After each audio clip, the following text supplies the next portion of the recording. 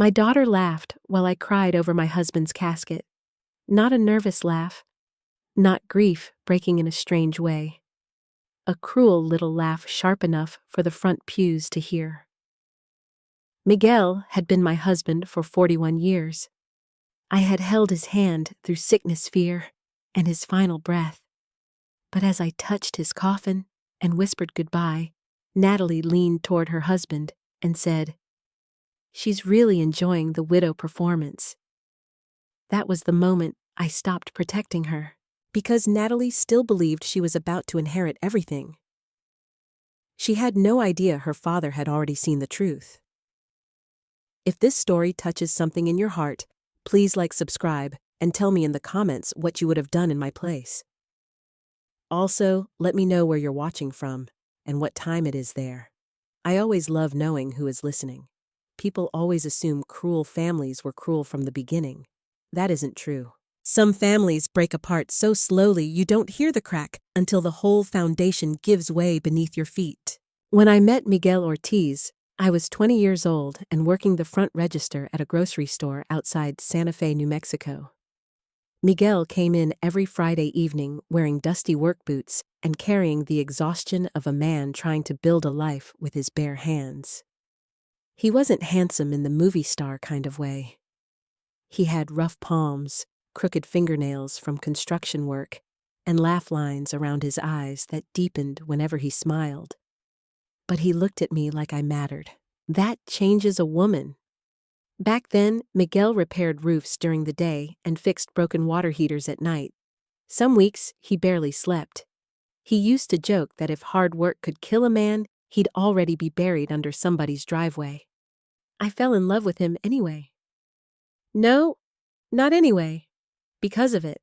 We married young, rented a tiny stucco house with peeling paint, and spent years surviving on canned soup, cheap coffee, and stubborn hope.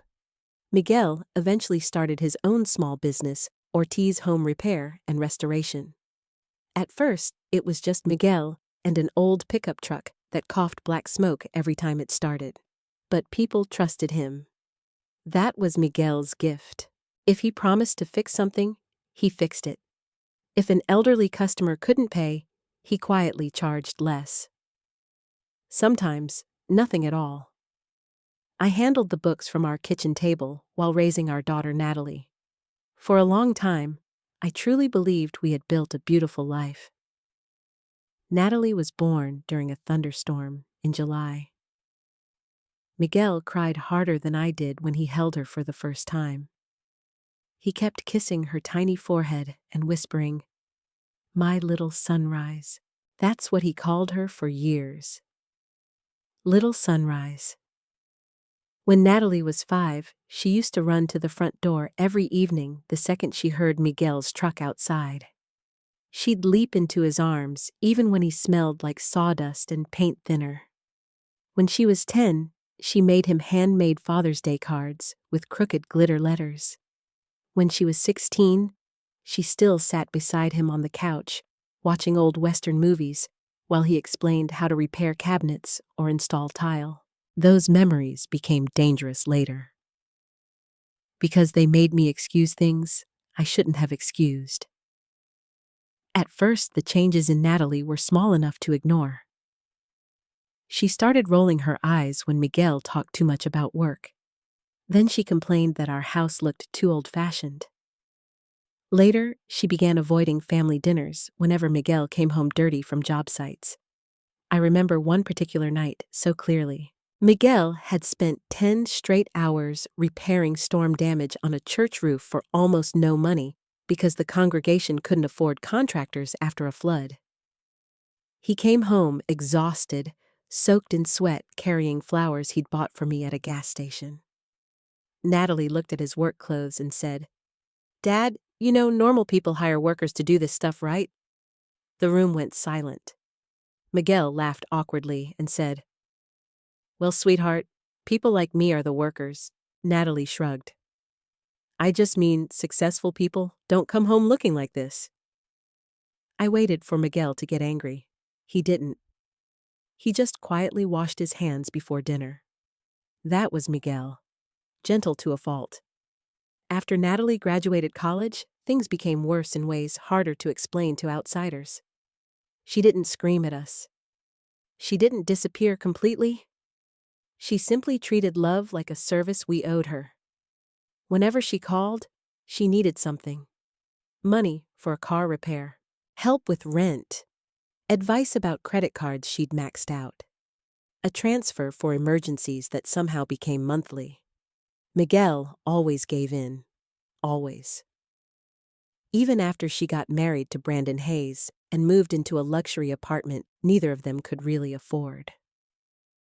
I used to argue with Miguel late at night after Natalie left. "She's 35 years old," I whispered once while washing dishes. "We're still paying her phone bill." Miguel leaned against the counter with tired eyes. "She's our daughter, Sage. She's using you." "No," he said softly. "She's struggling." That was the difference between us. I saw patterns. Miguel saw possibilities. The hardest part is that Natalie wasn't cruel all the time. That would have made things easier. Sometimes she came over smiling, hugging me, asking about recipes or old family stories. Sometimes she brought Miguel his favorite cinnamon pastries from the bakery downtown. Those moments kept us hopeful, especially Miguel.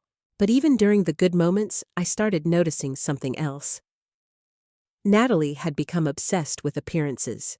She cared about expensive restaurants, designer handbags, luxury vacations, and social media photos that made her life look richer than it really was. One Christmas, Miguel gave her a handcrafted wooden jewelry box he had spent weeks making in the garage. Natalie opened it, forced a smile, and then asked if we still planned to help with the down payment on a larger condo. I watched Miguel's face fall for half a second before he smiled again. That half second haunted me later. Because I realized how often my husband had hidden his heartbreak to protect our daughter from judgment. About 3 years before Miguel died, property values in Santa Fe rose sharply. Our house became worth far more than we ever imagined. Ortiz home repair and restoration had also grown valuable because Miguel owned equipment vehicles and commercial contracts. That was around the time Natalie's questions changed. She stopped asking how we were doing. Instead, she asked things like, "Do you guys have a trust? What happens to the business if Dad retires, whose name is on the house? Have you updated your wills?" At first, I answered casually. I thought she was being responsible. But then, one afternoon, while drinking coffee in our kitchen, Natalie laughed and said, "Honestly, Mom, you and Dad are sitting on a gold mine and still living like it's 1998. Something cold moved through me.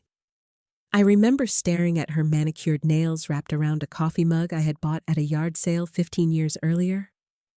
I suddenly realized Natalie no longer saw this house as a home.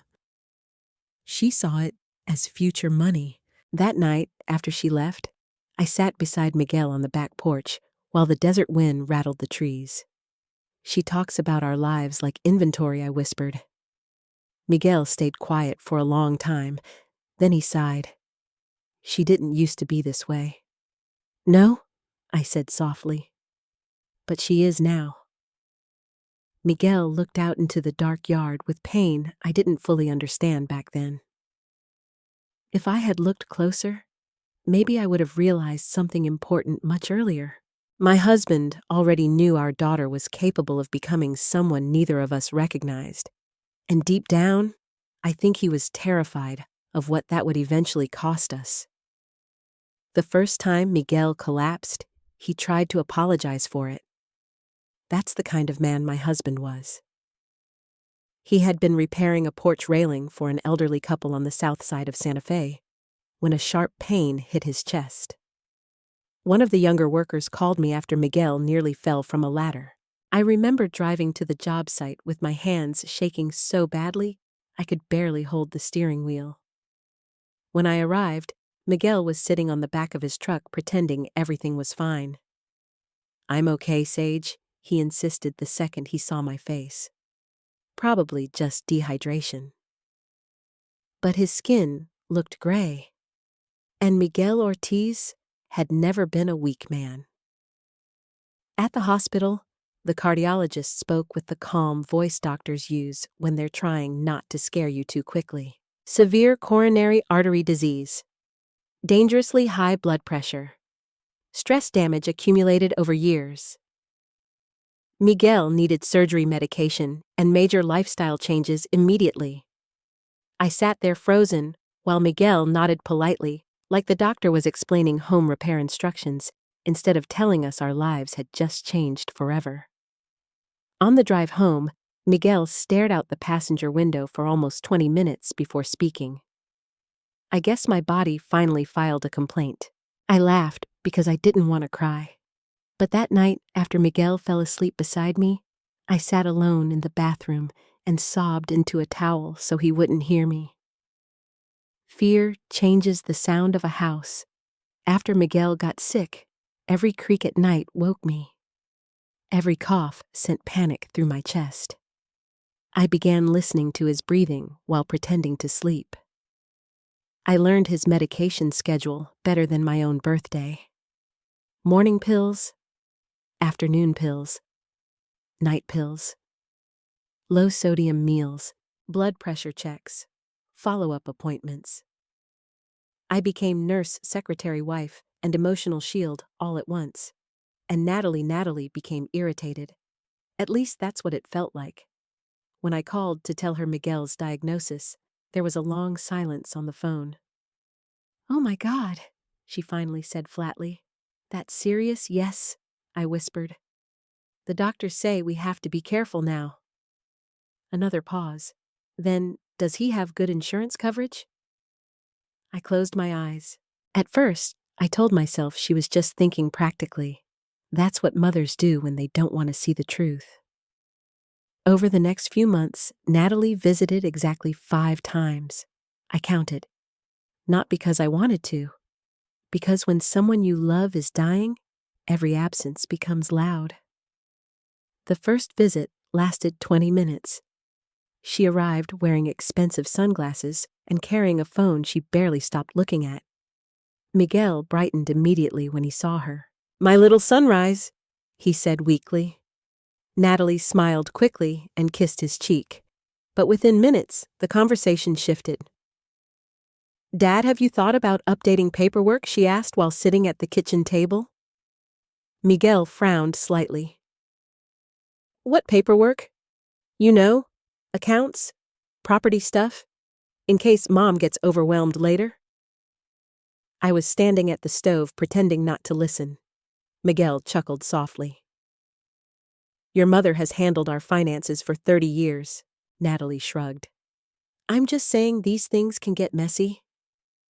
Then she looked at me, especially when emotions get involved. That sentence stayed with me long after she left. The second visit was worse. Miguel had been exhausted all week. He struggled to walk from the bedroom to the living room without resting. Still, he tried to look cheerful when Natalie came over. She brought coffee for herself, but forgot Miguel could no longer drink caffeine. While he sat wrapped in a blanket on the couch, Natalie asked questions that sounded less like concern and more like inventory management. "Who owns the business legally? Did you ever put the house into a trust? What happens if one of you ends up needing long-term care?"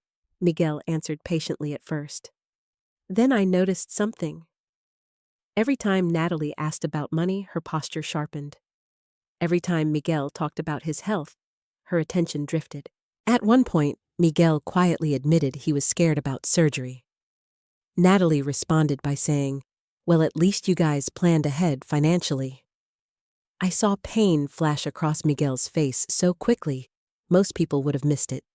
But wives notice those things. After she left, I found Miguel sitting alone in the garage staring at old tools hanging on the wall. "You okay?" I asked gently. He nodded too fast. Then after a long silence, he whispered, "Did we raise her wrong?" That question broke something inside me, because I had been asking myself the same thing for years. Still, I defended Natalie. She's stressed, I said weakly. People handle fear differently. Miguel didn't answer. Weeks passed. His condition worsened slowly. He became thinner, quieter. Some nights I woke up and found him sitting in darkness at the kitchen table, unable to sleep. One evening, Natalie called while I was helping Miguel organize medications. I put the phone on speaker because my hands were full. "How's Dad today?" she asked. Miguel smiled faintly. "Still alive." Natalie gave a quick laugh. Then she said something I will never forget. "Well, do the doctors have any timeline yet?" The room went silent. Even the clock on the wall suddenly sounded too loud. Miguel stared down at the table. "What do you mean, timeline?" I asked carefully. "You know," Natalie replied casually. "What to expect, financially and medically. Financially, not emotionally, not spiritually. Financially." Miguel quietly reached over and turned off the speakerphone. He ended the call without another word. That night, he barely touched dinner. Later after midnight, I found him sitting on the edge of the bed holding one of Natalie's childhood drawings. It was a crayon picture of the three of us standing under a bright yellow sun. "Miguel?" I whispered. He looked at the drawing for a long moment before speaking. "I don't know when she stopped loving us." I sat beside him immediately. "She loves you," I insisted. But even as I said it, the words felt thin. Miguel shook his head slowly. "No, Sage. She loves what we can do for her." I wanted to argue. I wanted to protect Natalie. I wanted to believe our daughter was still somewhere underneath all the selfishness. But deep down, fear had already started whispering the truth to me. A few days later, Miguel asked me to drive him downtown. He said he needed to handle business matters. I assumed he meant contracts or tax paperwork. Instead, he asked me to stop outside the office of Samuel Whitaker, our lawyer. Miguel turned to me before getting out of the car. "I won't be long." Something about his voice unsettled me. "What's this about?" I asked. He forced a smile. "Just making sure you're protected." Protected from what I almost asked. But Miguel looked exhausted, and I didn't want to pressure him. So I watched him walk slowly into that office with tired shoulders and a secret I didn't yet understand. When he came back nearly 2 hours later, he looked older somehow, like he had buried something inside himself. On the drive home, he kept staring out the window silently. Finally, I reached over and touched his hand. "Miguel." "What's going on?" He squeezed my fingers gently. Then he said the words that would haunt me later. "I think I waited too long to see the truth about our daughter." There are moments in life when you realize your family has been speaking a language you only pretended not to understand.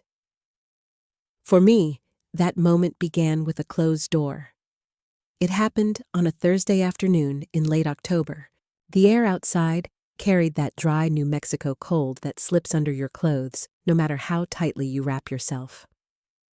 Miguel had spent most of the morning asleep in his recliner after another difficult night, and I drove into town to pick up prescriptions from the pharmacy. Before leaving, I kissed his forehead. "You need anything while I'm out?" I asked. Miguel smiled weakly. "A new heart and younger knees." I laughed softly. "I'll see what Walgreens can do." Even sick, he still tried to make me smile. I was gone less than 40 minutes, but when I pulled into the driveway, I noticed Natalie's white SUV parked outside the house. That surprised me immediately.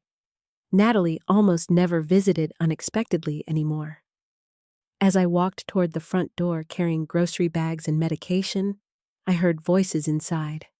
Sharp voices, not conversation, an argument. I froze in the hallway the second I stepped inside. Miguel's office door was shut. Natalie was speaking loudly enough for parts of her sentences to cut through the wood. Stop pretending this family was built on love. My stomach tightened instantly. Miguel's voice came neck strained and exhausted. Lower your voice. No! Natalie snapped. You don't get to hide behind guilt anymore. I should have walked in immediately. Maybe a good mother would have. But something about the fear in Miguel's voice rooted me to the floor. Then Natalie said words that made my blood run cold. What happens when Mom finally finds out silence? Heavy silence. I stood there gripping the pharmacy bag so tightly the plastic handles cut into my fingers. Miguel spoke again, quieter this time. Sage does not deserve this. Oh, please, Natalie scoffed. You should have thought about that years ago. Years ago. My heart started pounding. I couldn't understand what they were talking about, but I suddenly felt like I had walked into the middle of a conversation that began long before I arrived. Then Miguel said something that frightened me even more. You are not using the past to blackmail me anymore. Blackmail. The word hit me like ice water. Before I could process it, footsteps approached the office door. I quickly moved farther into the kitchen just as Natalie emerged. The second she saw me, her entire expression changed. It was so fast, it almost didn't seem human. One moment, she looked furious. The next, she smiled casually. Hey, Mom, she said smoothly. Didn't know you were back? I stared at her. Natalie walked over and kissed my cheek lightly, like nothing had happened. Behind her, Miguel remained seated at his desk, looking pale and drained. His hands were trembling. Natalie was just leaving, he said quickly. I looked from him to her. What's going on? Nothing, Natalie answered immediately. Too immediately. I turned toward Miguel. Miguel? He forced a weak smile. We were just talking. No? People who are just talking do not sound like that. People who are just talking do not look shattered afterward. Natalie grabbed her purse. Well, I should get going. Brandon's waiting? She moved toward the front door, then paused beside me. You should really start thinking long-term, Mom, she said casually. Things are going to change fast around here. Then she left. The door closed. Silence swallowed the house. I slowly walked toward Miguel's office. He looked exhausted. Not physically exhausted, emotionally devastated. That frightened me more than anything. I sat across from him carefully. What was that about? Miguel rubbed both hands over his face. Nothing you need to worry about. I stared at him in disbelief. Miguel, I just heard our daughter accuse you of hiding something from me. He looked away. It's complicated. Then explain it. He didn't answer. For nearly a minute, the only sound in the room was the ticking clock on the wall. Finally, Miguel whispered something that made me uneasy in a way I can still feel today. Some truths become poison if they're opened too early. I felt anger rise in my chest. Don't do that, I said sharply. Don't talk to me in riddles. Miguel looked up at me with eyes full of guilt, not fear. Guilt. And suddenly I realized something terrifying. Whatever secret existed between Miguel and Natalie, it wasn't new. It had history. I sat back slowly. Does this have something to do with money? Miguel hesitated. That hesitation answered me. Oh my God, I whispered. Natalie is pressuring you, isn't she? He still didn't answer directly. She's scared, he said quietly. Of what? Losing control.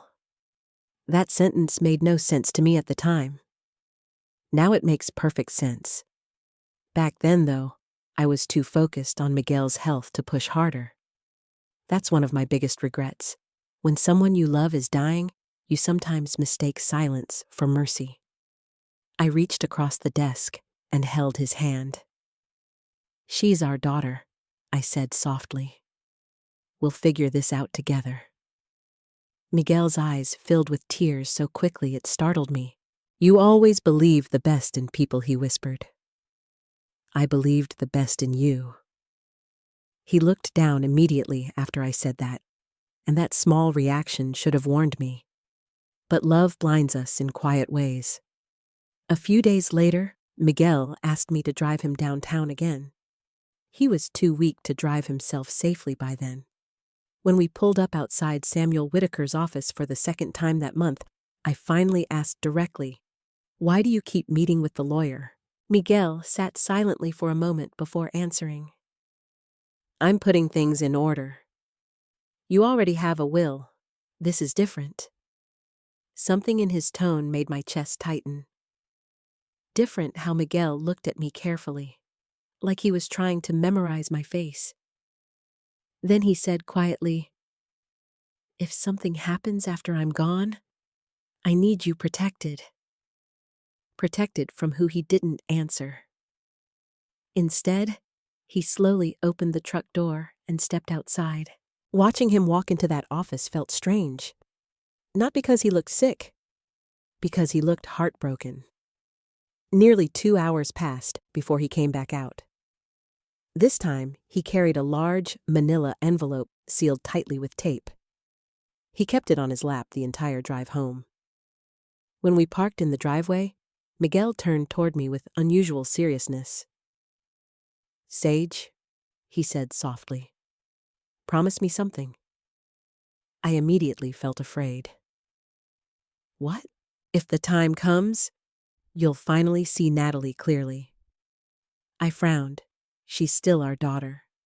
Miguel closed his eyes briefly. Then he handed me the envelope.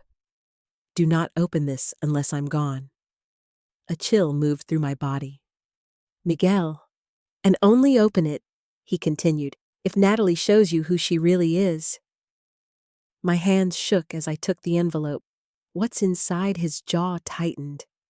Everything I should have dealt with years ago.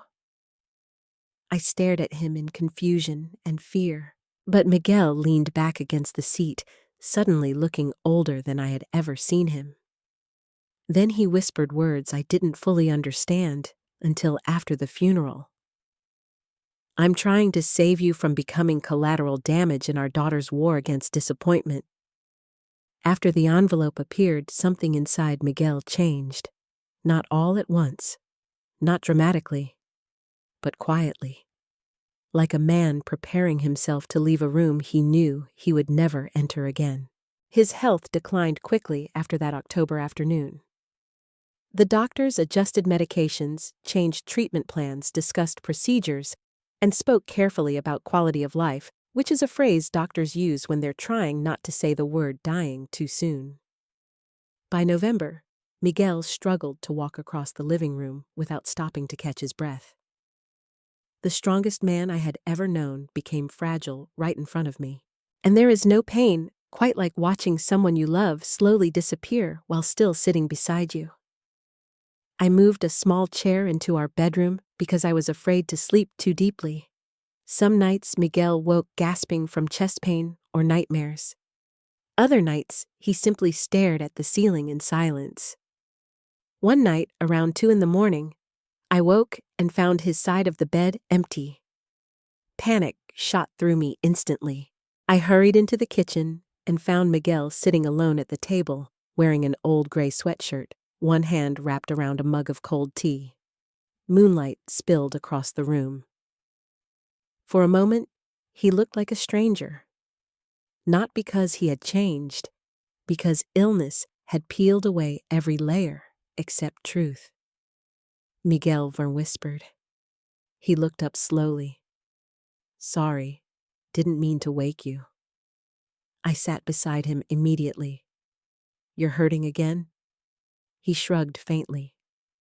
"Little bit." I reached for his hand. His skin felt colder than usual. For a while we sat in silence listening to the hum of the refrigerator. Then suddenly, Miguel said something unexpected. I'm sorry, Sage. I frowned. For what? His eyes stayed fixed on the table. For letting you carry too much. I squeezed his hand harder. We carried life together. No, he said softly. You carried us. Tears burned my eyes immediately. Miguel had never been a dramatic man. He didn't speak emotionally very often. So when he did, every word mattered. You gave Natalie everything, he continued quietly. And I kept asking you to give more. She's our daughter. Miguel let out a painful breath. That doesn't mean she gets to consume you. The sentence unsettled me, because over the previous months I had begun noticing something difficult to ignore. Miguel no longer defended Natalie the way he used to. Before, he always explained her behavior away. She's stressed. She doesn't mean it. She'll come around. But lately, he looked at Natalie with sadness instead of hope. That terrified me more than his illness. A week later, Natalie called while I was helping Miguel organize medication bottles. I put the phone on speaker so Miguel could hear her voice. Hey, Natalie said quickly. How's Dad doing today? Miguel gave a tired smile. Still stubborn. Well, she replied, that's genetic. For a brief second, things felt normal. Then she asked, so what did the cardiologist say this time? Miguel explained the doctor wanted additional testing and rest. Natalie sighed audibly. That sounds expensive. I blinked. Miguel's expression darkened slightly. We'll manage. I know, Natalie said quickly. I'm just saying you guys should really have everything organized. You know how ugly probate can get. Probate, again, always circling back to money, to documents, to ownership. Never to fear, never to grief, never to losing her father. Miguel quietly removed his glasses and rubbed his eyes. Natalie, he said gently, I'm still alive? There was an awkward silence. Then Natalie laughed softly. I know, Dad. I'm just trying to be practical. Practical. That word became her shield for everything cruel. After the call ended, Miguel sat silently for a long time. Finally, he whispered, she talks about my death like a business transition. I didn't know how to answer him. Because he was right. The hardest part was that I still loved my daughter despite everything. Mothers are strange that way. Even when your child hurts you, your heart keeps reaching for the version of them that once needed you completely. I still remembered Natalie at 8 years old, running into our room during thunderstorms because she was afraid of lightning. I still remembered braiding her hair before school, helping her sew costumes for school plays, holding her after her first heartbreak. How do you stop loving someone who once called you mommy with tears in their eyes? You don't. You just learn that love and trust are not always the same thing. A few days before Thanksgiving, Miguel had another serious episode. His chest pain became so severe, I nearly called an ambulance. He gripped the kitchen counter so hard, his knuckles turned white. I helped him sit down while trying not to panic. After almost an hour, the pain eased enough for him to breathe normally again. But afterward, Miguel looked defeated. Not physically, spiritually. That evening, he asked me to bring the envelope from our bedroom closet. The same envelope Samuel Whitaker had prepared. I handed it to him carefully. Miguel rested it on his lap without opening it. You still haven't told me what's inside? I said quietly. He stared at the sealed paper for a long time. Protection, he finally answered. From Natalie, his jaw tightened. From what Natalie might become after I'm gone. Hearing him say it out loud made my stomach twist. You really think she'd hurt me? Miguel looked at me with unbearable sadness. I think disappointment and entitlement can turn people into strangers. I sat beside him slowly. She's still our child. I know. She's lost. I know. Then why does this feel like you're preparing for war? Miguel closed his eyes. Because I ignored too many warning signs. The room fell silent. Then very quietly, Miguel admitted something that shook me. She's been pressuring me for over a year. I stared at him. What he nodded weakly. At first, it sounded harmless. Questions about wills, property, the business. He swallowed hard. Then she started pushing harder. My chest tightened painfully. How hard Miguel hesitated. She wanted the house transferred early. I felt physically sick. What she said, it would make things easier financially. That's insane. Miguel gave a humorless laugh. She also wanted power of attorney. I stood up so quickly my chair scraped the floor. She what? Miguel raised a calming hand. I said no. Oh my God. His eyes filled with shame. I should have told you sooner. Yes, you should have. I rarely spoke sharply to Miguel, but in that moment, I wasn't angry at him. I was terrified. How long has this been happening? A while, and you hid it from me. I thought I could manage it. I turned away, trying to process everything. Suddenly, dozens of strange conversations from the past 2 years began rearranging themselves into something uglier. The questions, the pressure, the obsession with paperwork, the constant talk about planning ahead. It wasn't concern, it was anticipation. Miguel slowly stood and walked toward me with visible effort. Sage. I looked at him. His eyes were wet. When I'm gone, Natalie is going to push harder. I immediately shook my head. No, she will. No, she wouldn't. She already has. He interrupted softly. The truth of that hit me harder than I expected. Miguel reached for both my hands. Promise me something. Fear spread through my chest again. What? When the time comes? His voice cracked slightly. Do not protect her from consequences just because she's our daughter. Tears spilled down my face instantly. Miguel. She needs boundaries, Sage, not rescue. I couldn't speak, because deep down I knew he was right. And somehow, that hurt almost as much as losing him. Before bed that night, Miguel whispered something into the darkness beside me. A sentence I replayed in my head for weeks afterward. Love without limits eventually becomes permission. Miguel died on a Monday morning just before sunrise. Santa Fe was wrapped in cold gray clouds, and the wind outside sounded like something grieving with me. I remember every detail of that morning with painful clarity. The ticking clock beside our bed. The smell of the lavender lotion I had rubbed onto Miguel's hands the night before. The sound of his breathing becoming slower, then uneven, then frighteningly quiet. I was sitting beside him holding his hand when he opened his eyes one final time. He looked tired, not scared, not angry, just tired. Sage, he whispered. I leaned closer immediately. I'm here. His fingers tightened weakly around mine. I'm sorry. No, I cried softly. Don't apologize. Please don't apologize. His eyes filled with tears. Then he looked toward the window where the first pale light of morning was beginning to appear. And just like that, he was gone.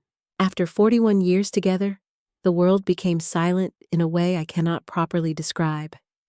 People talk about heartbreak like it's emotional. Sometimes it's physical. My chest actually hurt. My knees gave out beside the bed. I remember screaming his name once before the sound collapsed into sobbing. Everything after that felt unreal. Phone calls, paperwork, funeral arrangements, neighbors bringing food I couldn't taste. Rosa Alvarez arriving within an hour and holding me while I cried so hard, I shook. I moved through those days like someone underwater. Natalie came over the evening Miguel died. For one brief moment, when she stepped through the front door, I hoped losing her father might finally break through whatever wall had grown inside her. Instead, she hugged me stiffly and immediately asked, "Did Dad leave instructions for everything?" I stared at her through swollen eyes. "What?" "The funeral. Financial accounts, business assets, stuff like that, stuff like that. My husband had been dead less than 12 hours. I felt something inside me begin to harden. Not fully, just enough to survive. "The lawyer has everything," I answered quietly. Natalie nodded. "Good. That'll make things easier." Easier. Nothing about those days was easy. Miguel's funeral was held 3 days later at a small church on the edge of Santa Fe. The same church Miguel had repaired for almost no money after a storm damaged the roof years earlier. I hadn't realized how many lives my husband had touched until that morning. People filled every pew. Old customers, construction workers, widows Miguel had helped for free, families whose homes he repaired after floods and fires. One man drove nearly 4 hours just to tell me Miguel once fixed his mother's wheelchair ramp without charging a cent. Over and over I heard the same sentence: Miguel was one of the good ones. And he was. God, he was. Rosa stayed beside me the entire morning because she knew I could barely stand without trembling.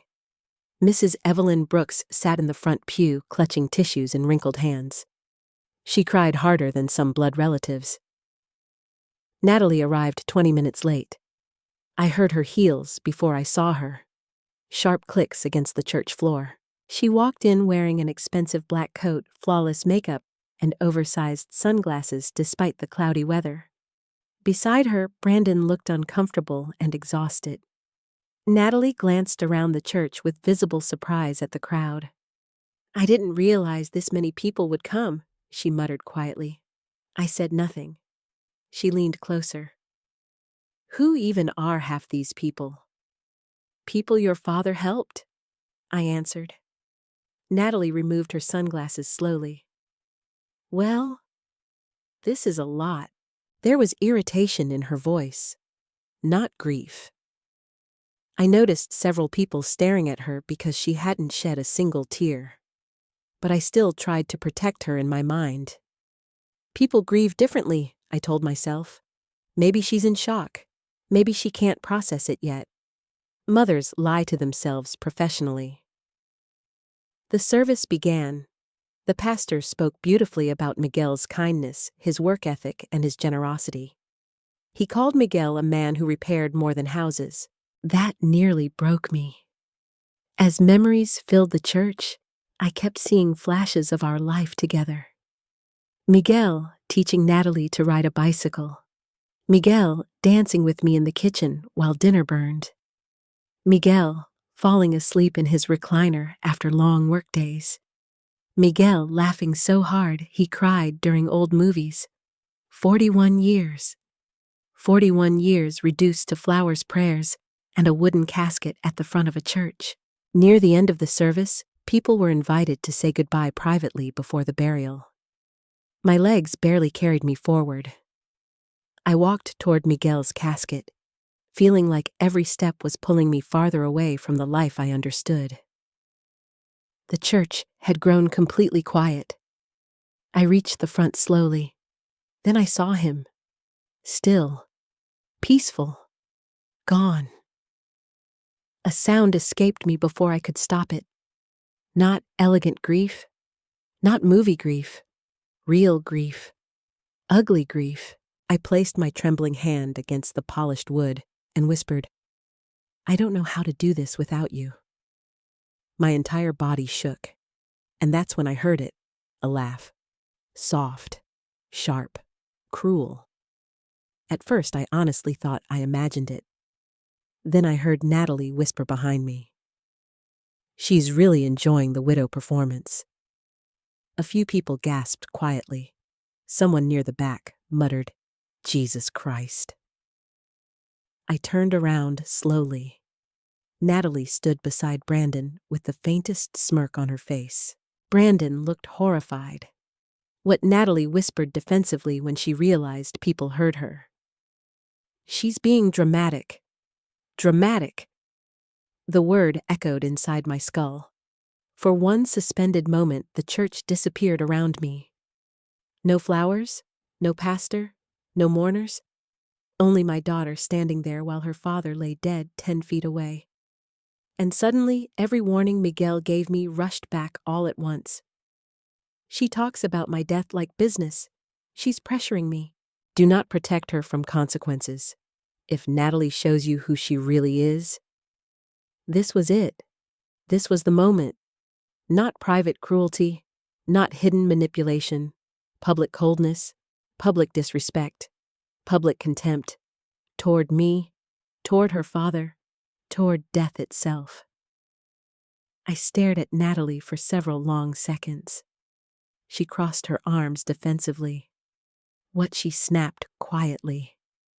"Everyone's acting like I committed murder." I should have screamed. Part of me wanted to. But something unexpected happened instead. Calm. A terrible calm. I wiped my tears slowly and looked directly into her eyes. Then I said the words that changed everything. "Your father was right about you." Natalie's expression flickered for the first time. Only for a second. Confusion. Then annoyance. What's that supposed to mean? I didn't answer. Because suddenly I understood why Miguel left the envelope. Why he waited. Why he made me promise. He wasn't trying to punish Natalie. He was trying to protect me from the woman our daughter had become. The rest of the funeral passed in a blur. People avoided Natalie afterward. Mrs. Brooks openly refused to speak to her. Rosa looked furious enough to slap someone. Brandon barely touched his wife the entire afternoon. And Natalie. She acted irritated. Irritated, as though everyone else had ruined an event that was supposed to go differently for her. That night, after the house finally emptied, and silence settled over everything Miguel had ever touched, I sat alone in our bedroom staring at the closet. At the top shelf rested the envelope Miguel gave me weeks earlier. My hands trembled as I reached for it, because deep down, I already knew whatever was inside would destroy the last illusion I still had about my daughter. The house felt haunted after the funeral, not by ghosts, by absence. Miguel's coffee mug still sat beside the sink with the faint stain from his last cup. His work jacket hung near the back door, where he always left it after job sites. His reading glasses remained on the nightstand beside our bed, exactly where he placed them 2 nights before he died. 41 years of marriage leaves fingerprints on everything. And suddenly, every room in that house carried the shape of someone who would never walk through it again. I barely slept the night after the funeral. Every time I closed my eyes, I heard Natalie's voice again. She's really enjoying the widow performance.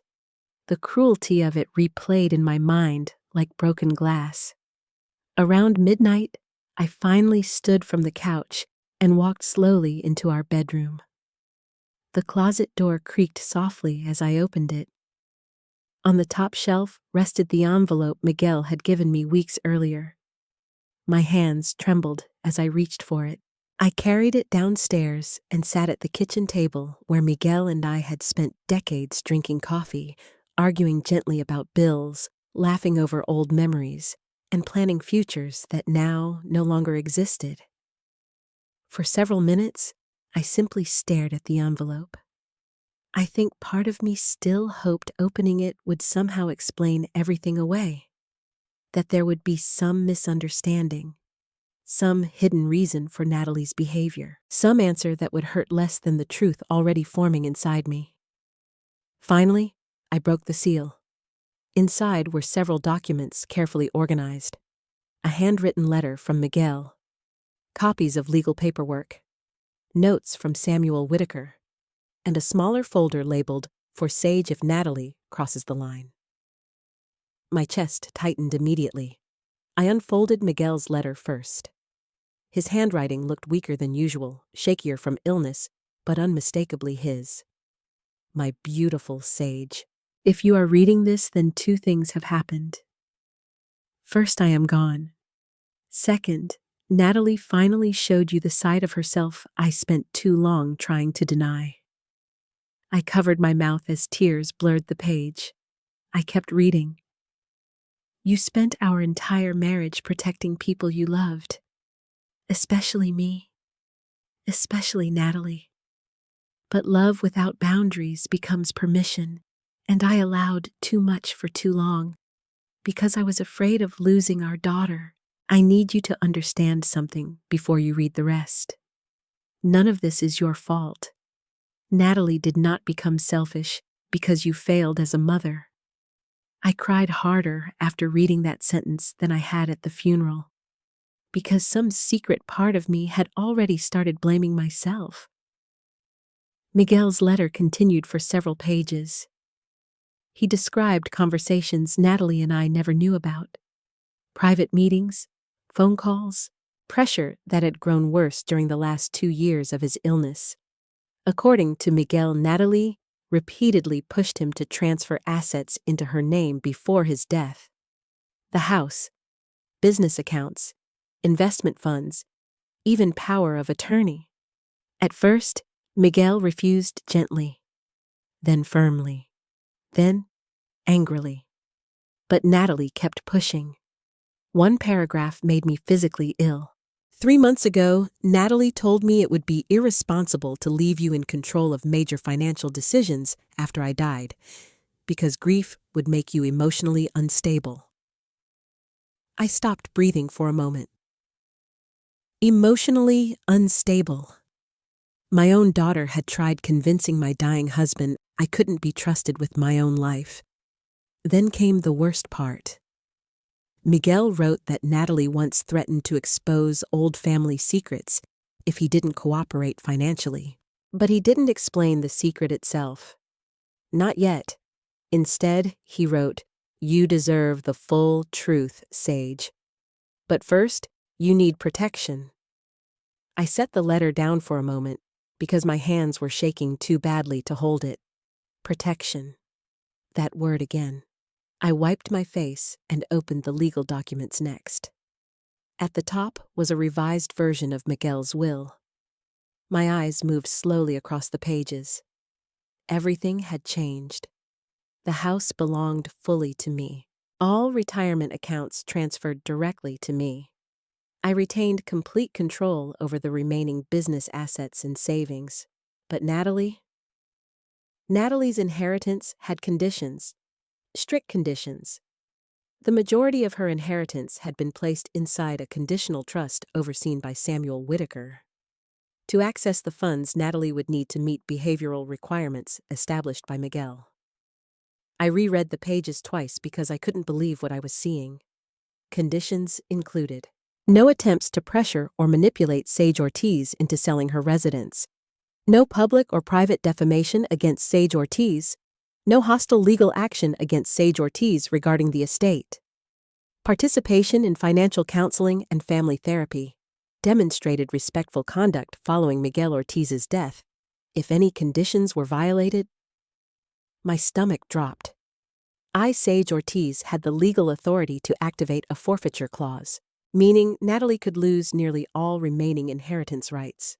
The money would instead transfer into 2 charitable programs Miguel established, the Miguel Ortiz Memorial Trade Scholarship, and a financial assistance foundation for elderly widows facing housing insecurity. I stared at the papers in complete shock. Miguel hadn't disinherited Natalie completely. He had given her one final opportunity to prove she still possessed decency. But he had also given me power. Real power. For the first time in my entire life, Miguel had stopped asking me to protect Natalie. Instead, he was asking me to protect myself. A quiet knock at the front door startled me. I quickly wiped my eyes before opening it. Rosa stood outside, holding a casserole dish. The second she saw my face, her expression softened. "Oh, honey." She stepped inside immediately. I hadn't realized how badly I needed another human being until that moment. Rosa sat with me at the kitchen table while I explained everything through tears. She listened silently while reading parts of Miguel's letter.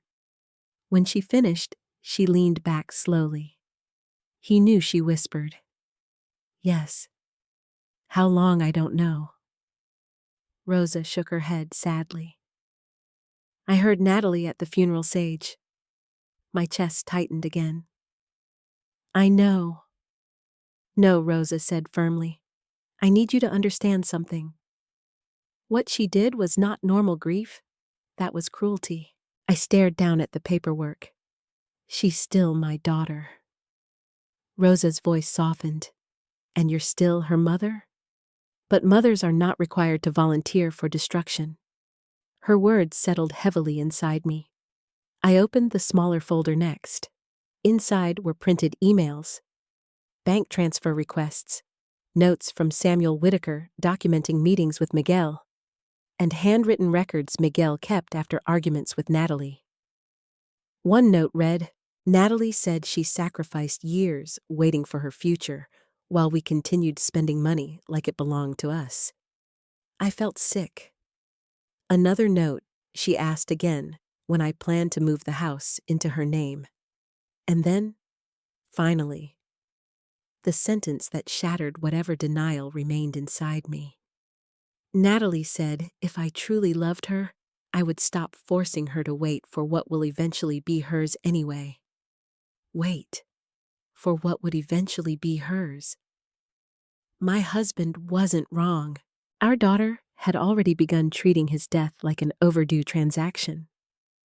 I covered my face and cried quietly.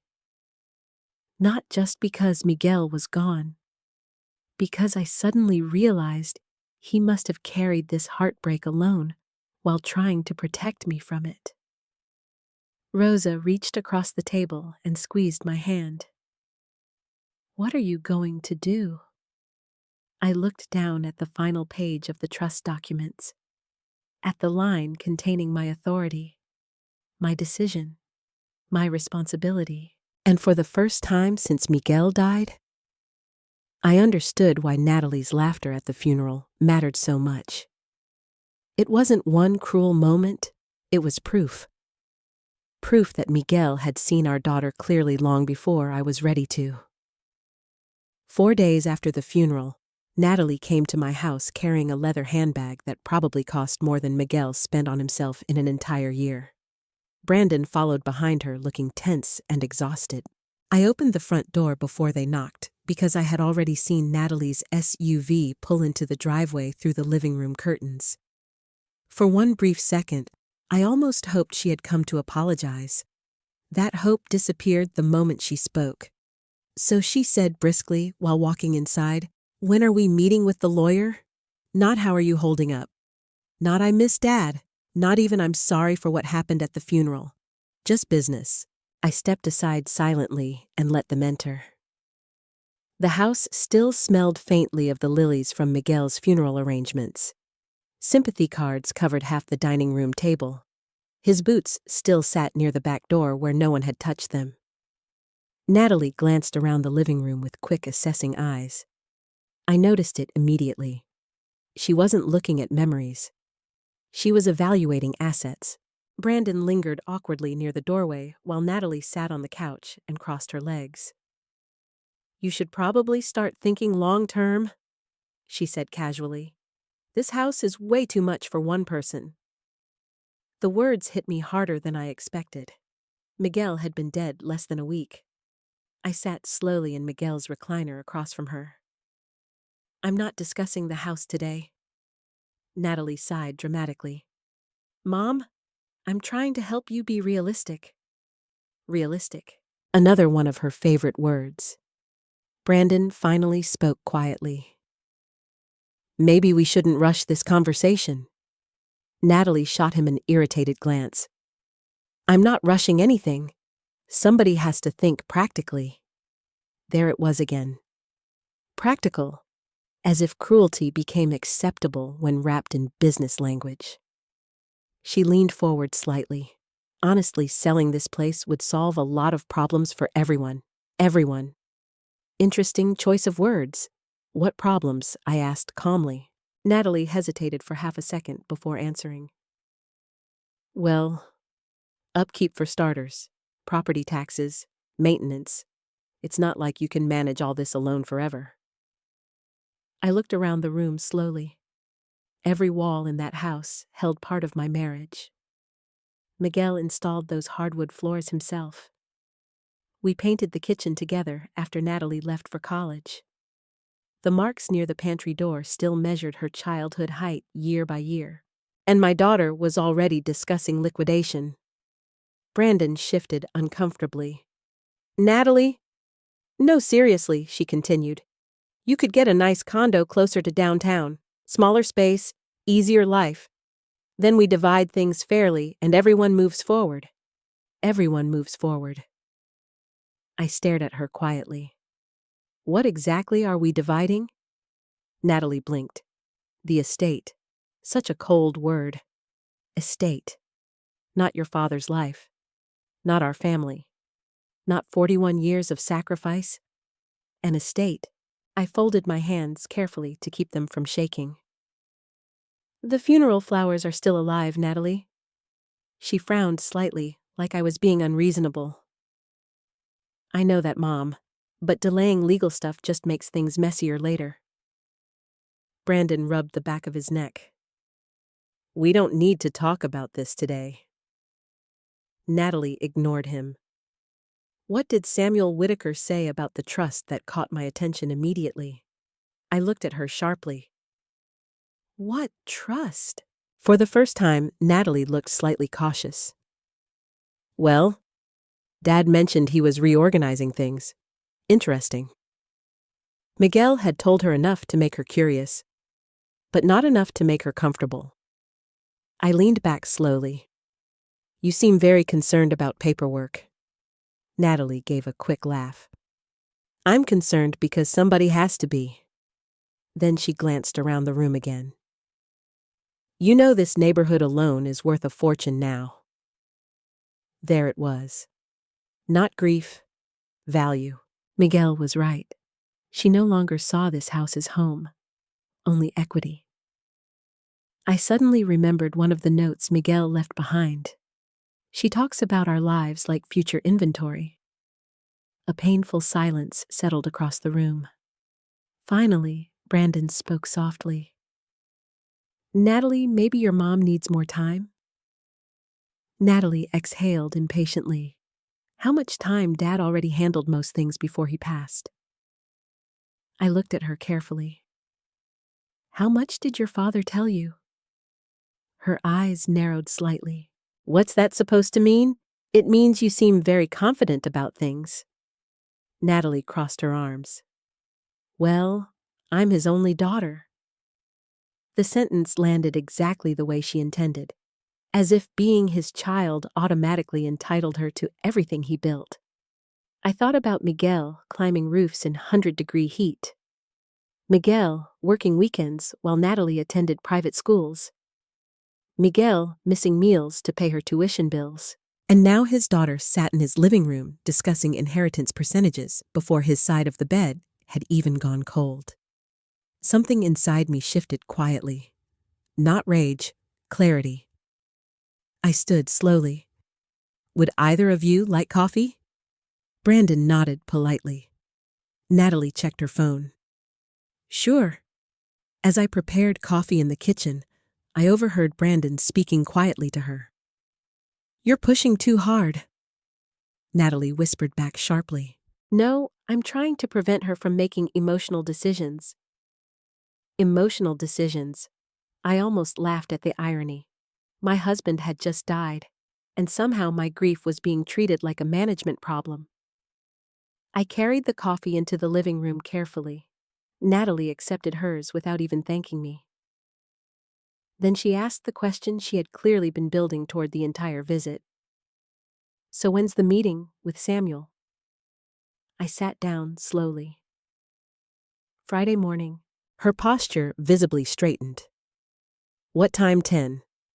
Good, she said quickly, because Brandon and I need clarity about what happens next. Need clarity. Need. Everything with Natalie had become about need. I looked directly at her. Your father hasn't even been buried a full week. For the first time, a flash of irritation crossed her face openly. And pretending money doesn't exist won't change reality. No, I said quietly. But pretending grief doesn't exist changes people. That shut her up briefly.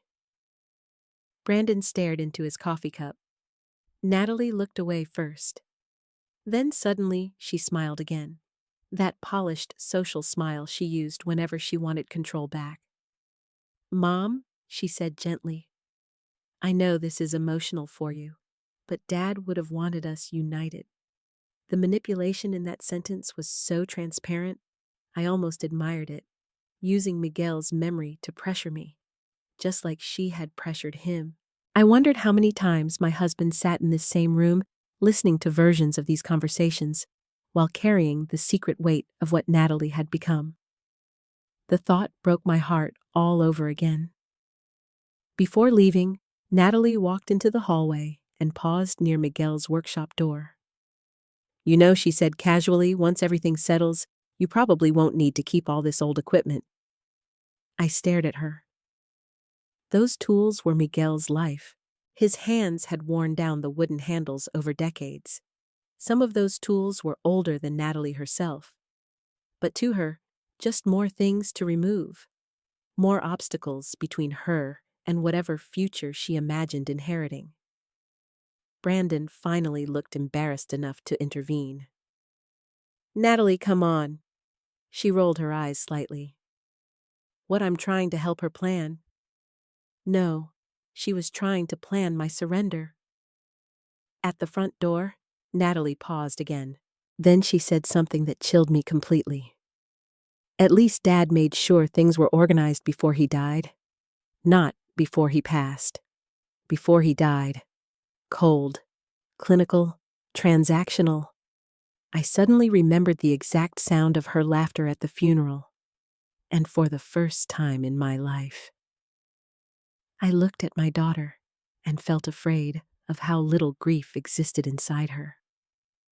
As their SUV disappeared down the street, I closed the front door slowly and leaned against it. Then I walked into Miguel's workshop. The smell of sawdust and engine oil still lingered in the air. I sat alone in the silence, surrounded by the tools my husband once held in tired, honest hands. And deep down, I realized Friday's meeting at Samuel Whitaker's office was not going to unite this family. It was going to expose it. Samuel Whitaker's office smelled like leather old paper and expensive coffee. The kind of place where lives quietly changed behind polished wooden doors. I arrived 15 minutes early because I barely slept the night before. My stomach had been twisted into knots since waking up. Part of me wanted to cancel everything and crawl back into bed beside the ghost of the life I used to have. But another part of me, the part Miguel had been trying to strengthen before he died, knew I had to face the truth fully now. Samuel greeted me personally when I entered. Sage, he said, gently shaking my hand with both of his. I'm very sorry about Miguel. The kindness in his voice nearly broke me. Thank you. Samuel had been Miguel's attorney for over 20 years. He was in his late 60s, silver-haired, careful with words, and painfully observant. The kind of man who noticed things people wished they could hide. He guided me into the conference room. A long mahogany table sat in the center beneath soft lighting. Folders were already organized neatly in front of each chair. Legal order waiting for emotional chaos. Natalie and Brandon arrived 7 minutes later. I heard Natalie's heels before I saw her again. Sharp, precise, confident. She entered the room carrying herself like someone expecting confirmation, not surprise. Sorry we're late, she said casually while sitting down. Traffic was insane. Brandon quietly apologized behind her, looking uncomfortable already. Samuel nodded politely. No problem. Shall we begin? Natalie leaned back immediately. Yes, please. Too eager. Far too eager. Samuel folded his hands together. Before we discuss asset distribution, I want to state for the record that Miguel Ortiz updated his estate planning documents while fully mentally competent and under independent legal counsel. Natalie's smile tightened slightly. Of course. Samuel glanced briefly toward me before continuing. Miguel made several revisions approximately 3 months before his death. 3 months. Right after the arguments. Right after the pressure intensified. Samuel opened the primary folder. As outlined here, the marital residence located in Santa Fe transfers entirely to Sage Ortiz. Natalie blinked once, then smiled again.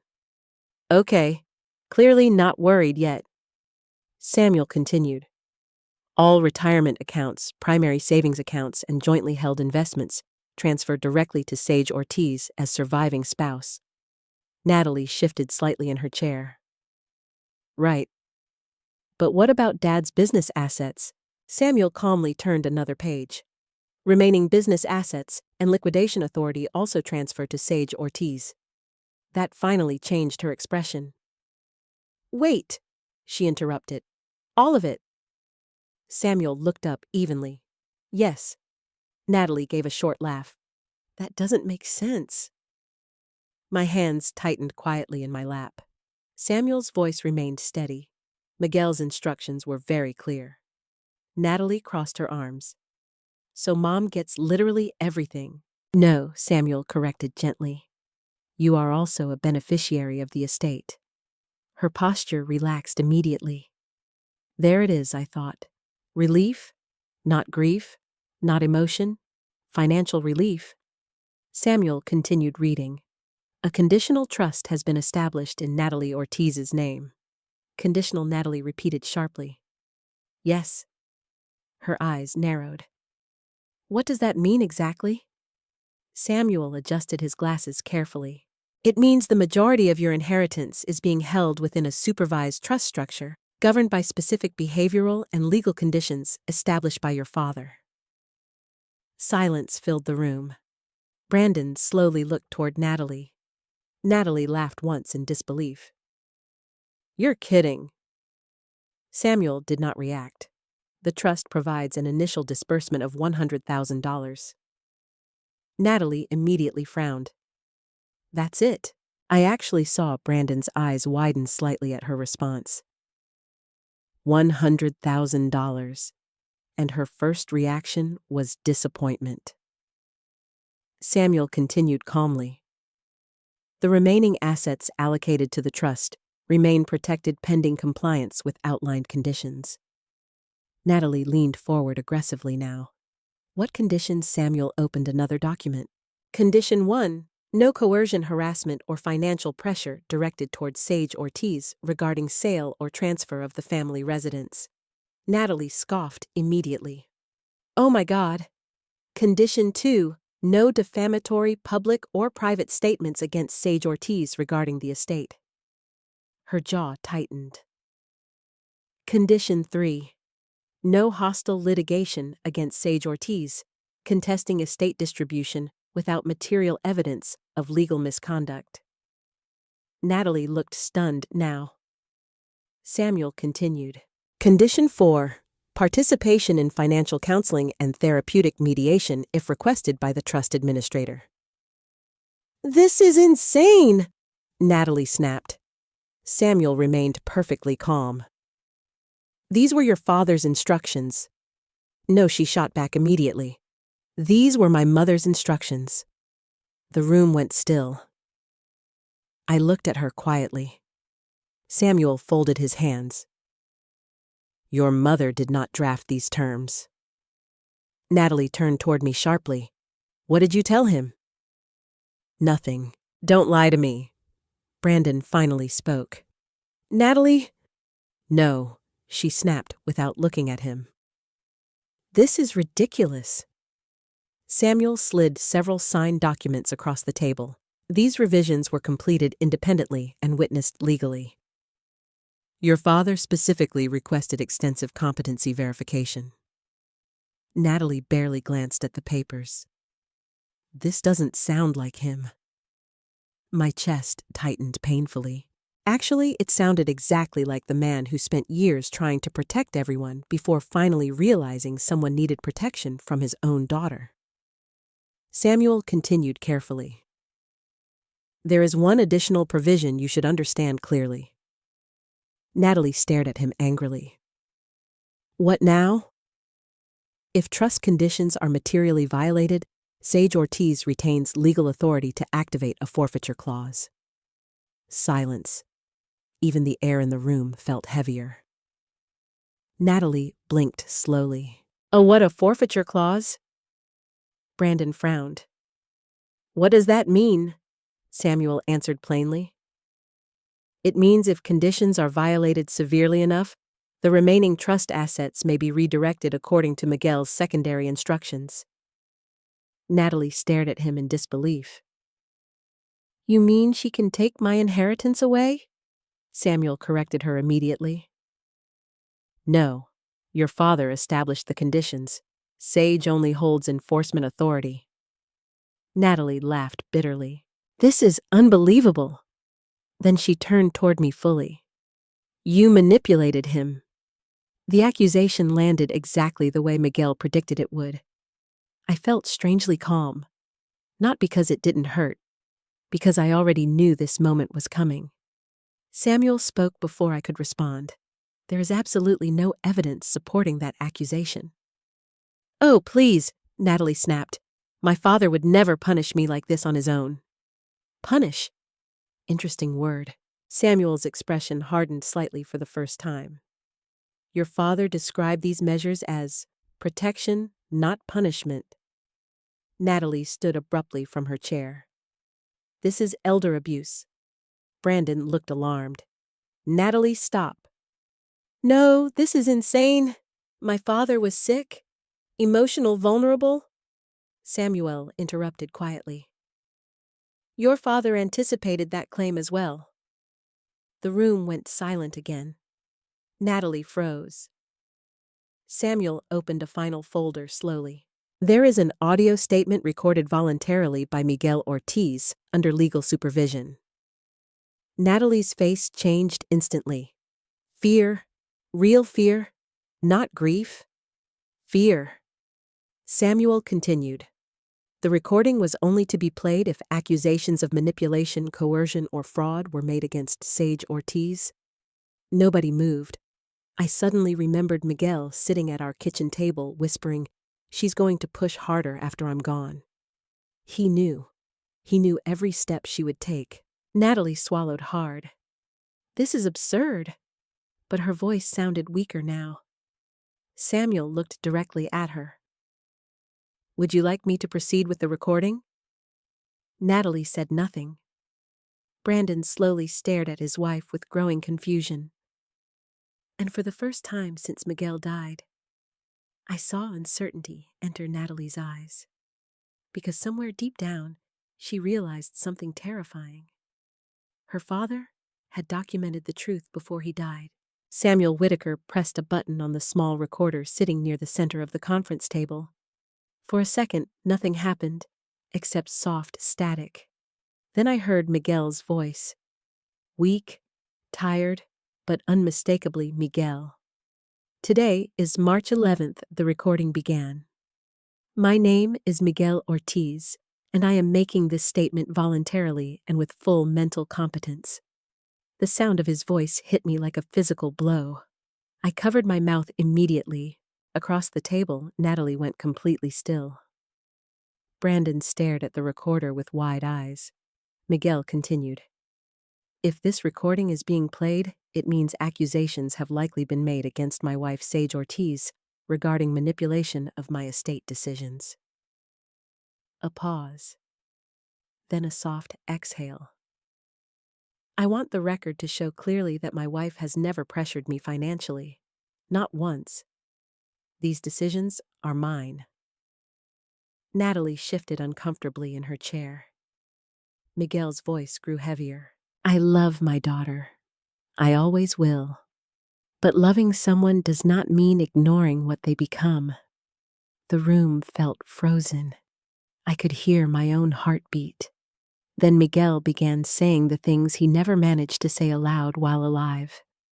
For the past several years, Natalie has repeatedly pressured me regarding property transfers, inheritance access, and financial control. Natalie suddenly spoke. This is ridiculous. Samuel calmly raised a hand. Please let the recording finish. Miguel continued. At first I convinced myself she was scared about the future. Then I convinced myself she was stressed financially. Then I convinced myself I still recognized the little girl I raised. His voice cracked slightly. But eventually, I had to admit something painful. Silence. I no longer trusted my daughter's intentions. Brandon slowly turned toward Natalie. She refused to look at him. Miguel continued. Natalie asked multiple times for the house to be transferred before my death. She also requested power of attorney authority over my financial accounts. Brandon frowned deeply. Natalie immediately shook her head. That's not what happened. But Miguel's voice kept going. When I refused, Natalie became increasingly aggressive. She implied Sage would mishandle money emotionally after I died. She suggested my wife was too unstable to manage important decisions alone. I felt tears sliding down my face again, because I remembered reading those same accusations in Miguel's letter. He wasn't exaggerating. He had documented everything. Miguel continued carefully. I need people to understand something important. Sage spent her entire life supporting this family. She protected me when I didn't deserve it sometimes. She protected Natalie even longer than she should have. Natalie crossed her arms defensively. This is emotional manipulation, but her voice sounded smaller now, less certain. Then came the sentence that changed the room completely. Several months ago, Natalie told me directly that she was tired of waiting for her future. Samuel lowered his eyes slightly. Miguel continued. She said she sacrificed years expecting eventual financial security from this family, and that I was making things harder by refusing to prepare properly for my death. Brandon stared openly now. Natalie! She immediately snapped. He's twisting things. But her face had lost color. Miguel's breathing sounded rougher on the recording now. There was a moment where it seemed like he might stop speaking entirely. Then his voice returned quieter than before. The hardest part is that I still love her. That broke me. Not because of Natalie, because even after everything, Miguel still sounded heartbroken instead of angry. She's my daughter, he whispered. I remember teaching her to ride a bike. I remember carrying her to bed when she fell asleep on the couch. I remember believing kindness alone could shape a person. Another pause. Then I failed to recognize when love became permission. I closed my eyes. That sentence again. Love became permission. Miguel had been trying to tell me this for months. The recording continued. I need it understood clearly that my estate decisions are not revenge. They are boundaries. Natalie laughed bitterly under her breath. Oh my God. Samuel ignored her. Miguel's voice strengthened slightly. I do not want Sage bullied, manipulated, pressured, or emotionally destroyed after my death. My chest tightened painfully, because he knew exactly what would happen once he was gone. Then came the moment that finally shattered Brandon completely. Miguel said quietly, 1 week before this recording, Natalie told me it might be easier for everyone if my suffering ended sooner. The room exploded. That is not what I said, Natalie shouted instantly. Brandon jerked toward her. You said what? Natalie stood abruptly. He's twisting the conversation. Samuel's voice remained calm but firm. Sit down, Natalie. No, Miguel's recording continued anyway. She said she hated watching this drag on, and that sometimes people hold on too long because they're afraid to let go financially. I felt physically sick hearing it aloud, because suddenly every uncomfortable phone call, every strange question, every impatient comment, all of it connected. Brandon looked horrified. You told your dying father that. Natalie's voice rose immediately. You don't understand the context. What context makes that okay? Brandon asked. Natalie looked panicked now. Finally panicked. Not because her father died, because the truth was alive in the room. Miguel's voice returned one last time. If Natalie hears this someday, I want her to know something. The room fell silent again. I don't hate you. Natalie froze. I hate what entitlement has done to your heart. Tears streamed down my face. Even now, even after everything. Miguel still chose compassion. I am leaving conditions not because I want to hurt you, but because boundaries are the last act of love I have left. Brandon slowly sat back down, staring at the table.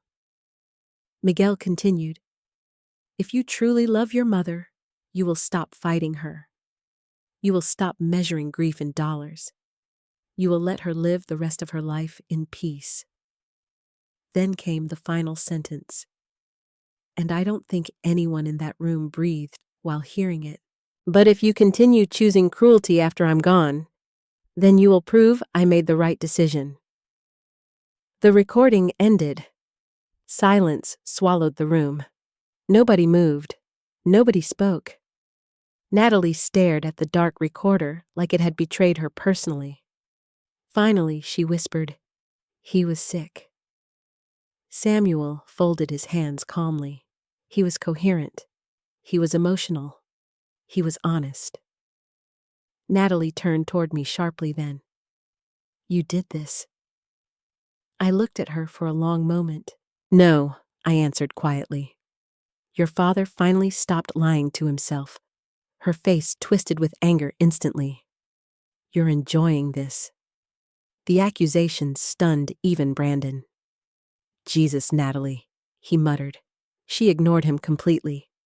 All these years you acted weak and helpless, and now suddenly you control everything. Something inside me hardened permanently in that moment. Not because of the money, because my daughter still believed this was about winning. I leaned forward slowly. Your father died terrified that you would destroy me after he was gone. For the first time, Natalie looked shaken. Real emotion flickered there. Briefly, then pride buried it again. He overreacted. Samuel calmly slid another document toward her. Your trust remains active for now, he said. But I strongly advise you to read the behavioral conditions carefully before making further accusations. Natalie stared at the papers without touching them. Brandon looked exhausted. Quietly, he asked the question nobody else had said aloud yet. Natalie, how much debt are we actually in? Natalie's head snapped toward him immediately. That's not relevant right now. But the fear in her eyes answered him anyway, and suddenly, I understood why she had been rushing my husband toward death like a deadline. After the meeting at Samuel Whitaker's office, something changed between Natalie and Brandon. You could see it immediately. Not loudly, not dramatically, but quietly, like the first crack spreading through glass. They walked out of the conference room side by side, but not together. Natalie stormed ahead toward the parking lot while Brandon lingered behind, staring at the floor with the expression of a man realizing he had married someone he no longer recognized. I stayed behind with Samuel for a few extra minutes because my legs felt weak. Samuel removed his glasses and rubbed his eyes slowly. "Miguel loved you very much," he said quietly. That sentence almost destroyed me, because suddenly I understood how terrified my husband must have been during his final months. Not of death, of what would happen to me after it. Samuel slid another folder across the desk carefully. "There's more you should probably know now." My stomach tightened immediately. "What is it, financial documentation?" I opened the folder slowly. Credit reports, debt records, loan summaries, and several printed emails. The numbers alone made me dizzy. Natalie and Brandon were drowning financially.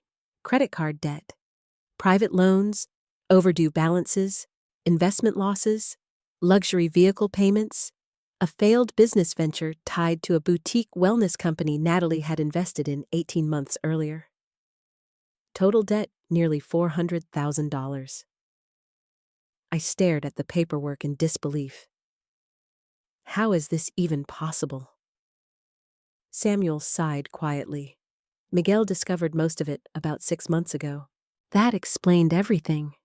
The pressure, the impatience, the obsession with inheritance. Natalie wasn't just greedy. She was desperate. She promised lenders she would have access to significant family assets soon, Samuel added carefully. A cold feeling spread through my chest. She already counted the inheritance as hers. Samuel gave me a sad look. Yes. I sat there silently trying to process it all.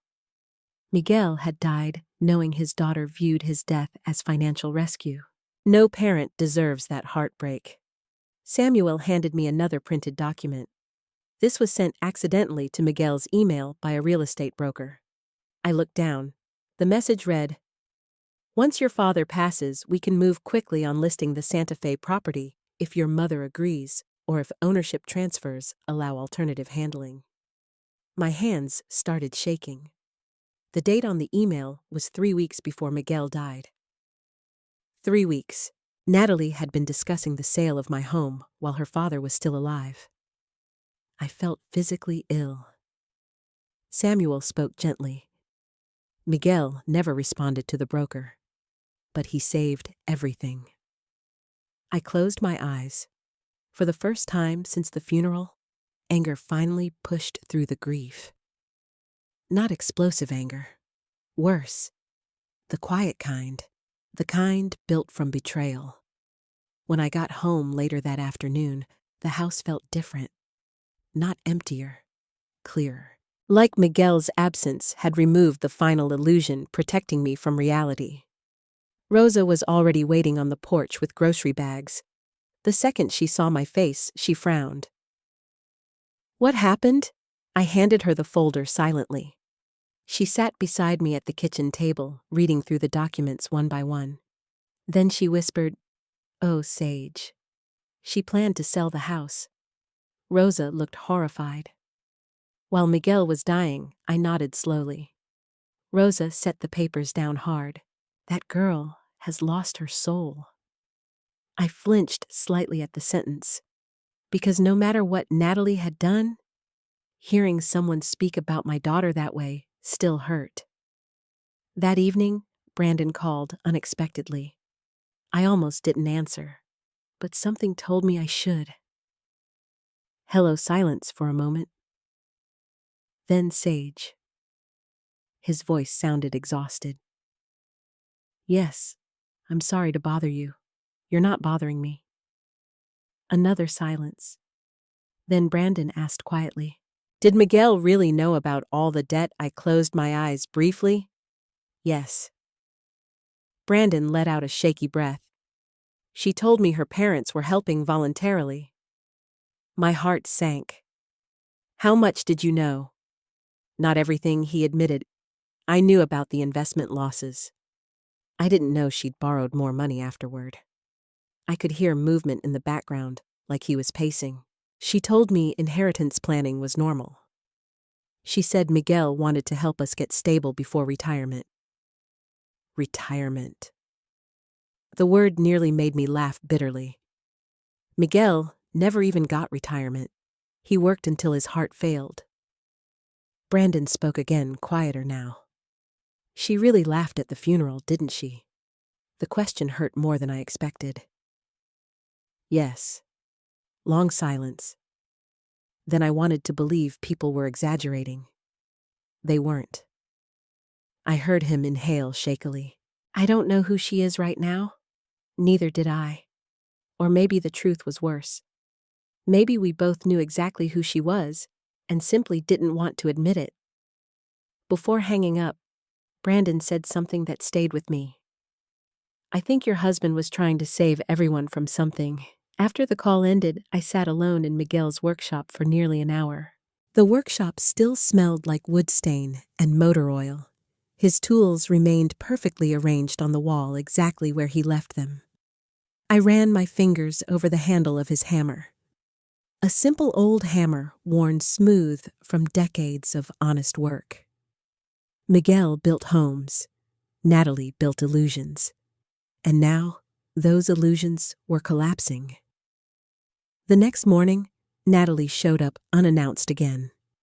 This time she looked angry before I even opened the door. We need to talk. I stepped aside silently. She walked into the kitchen and dropped her purse onto the table.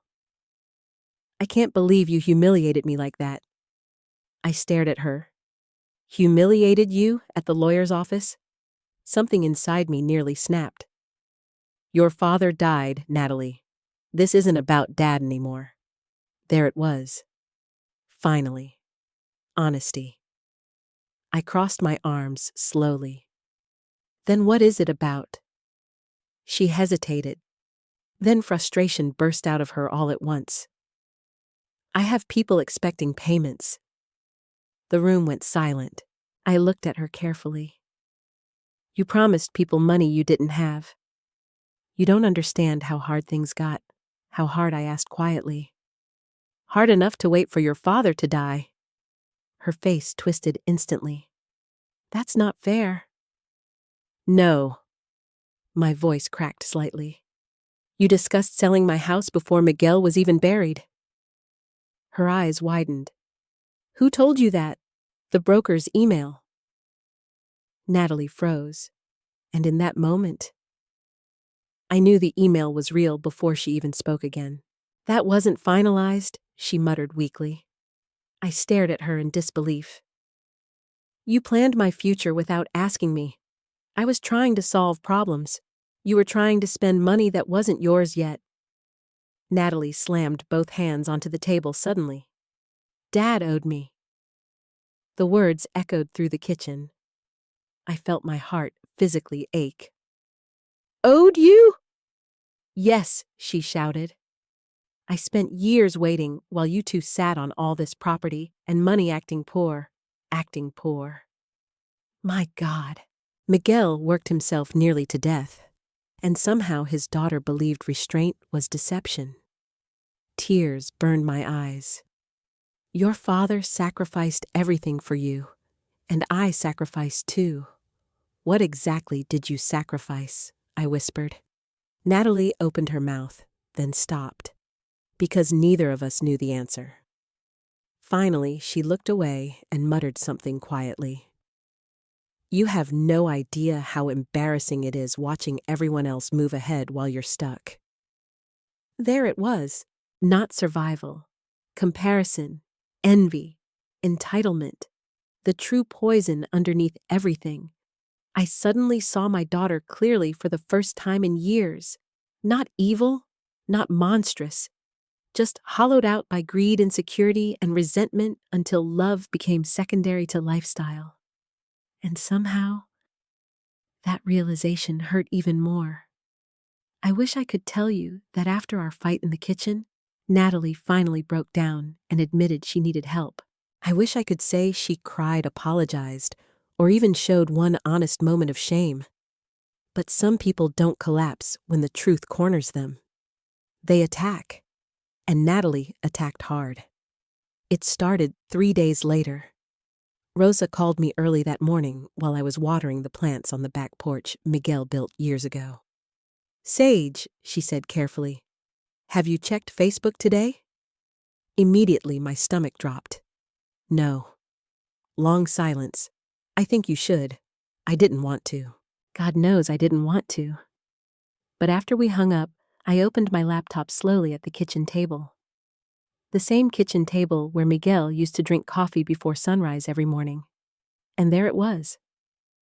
Natalie had posted a long, emotional message filled with vague accusations and carefully crafted victimhood. She never used my name directly. She didn't have to.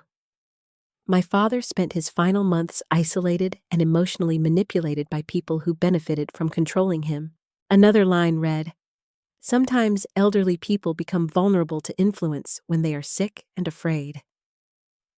Then I never imagined grief and greed could exist in the same house.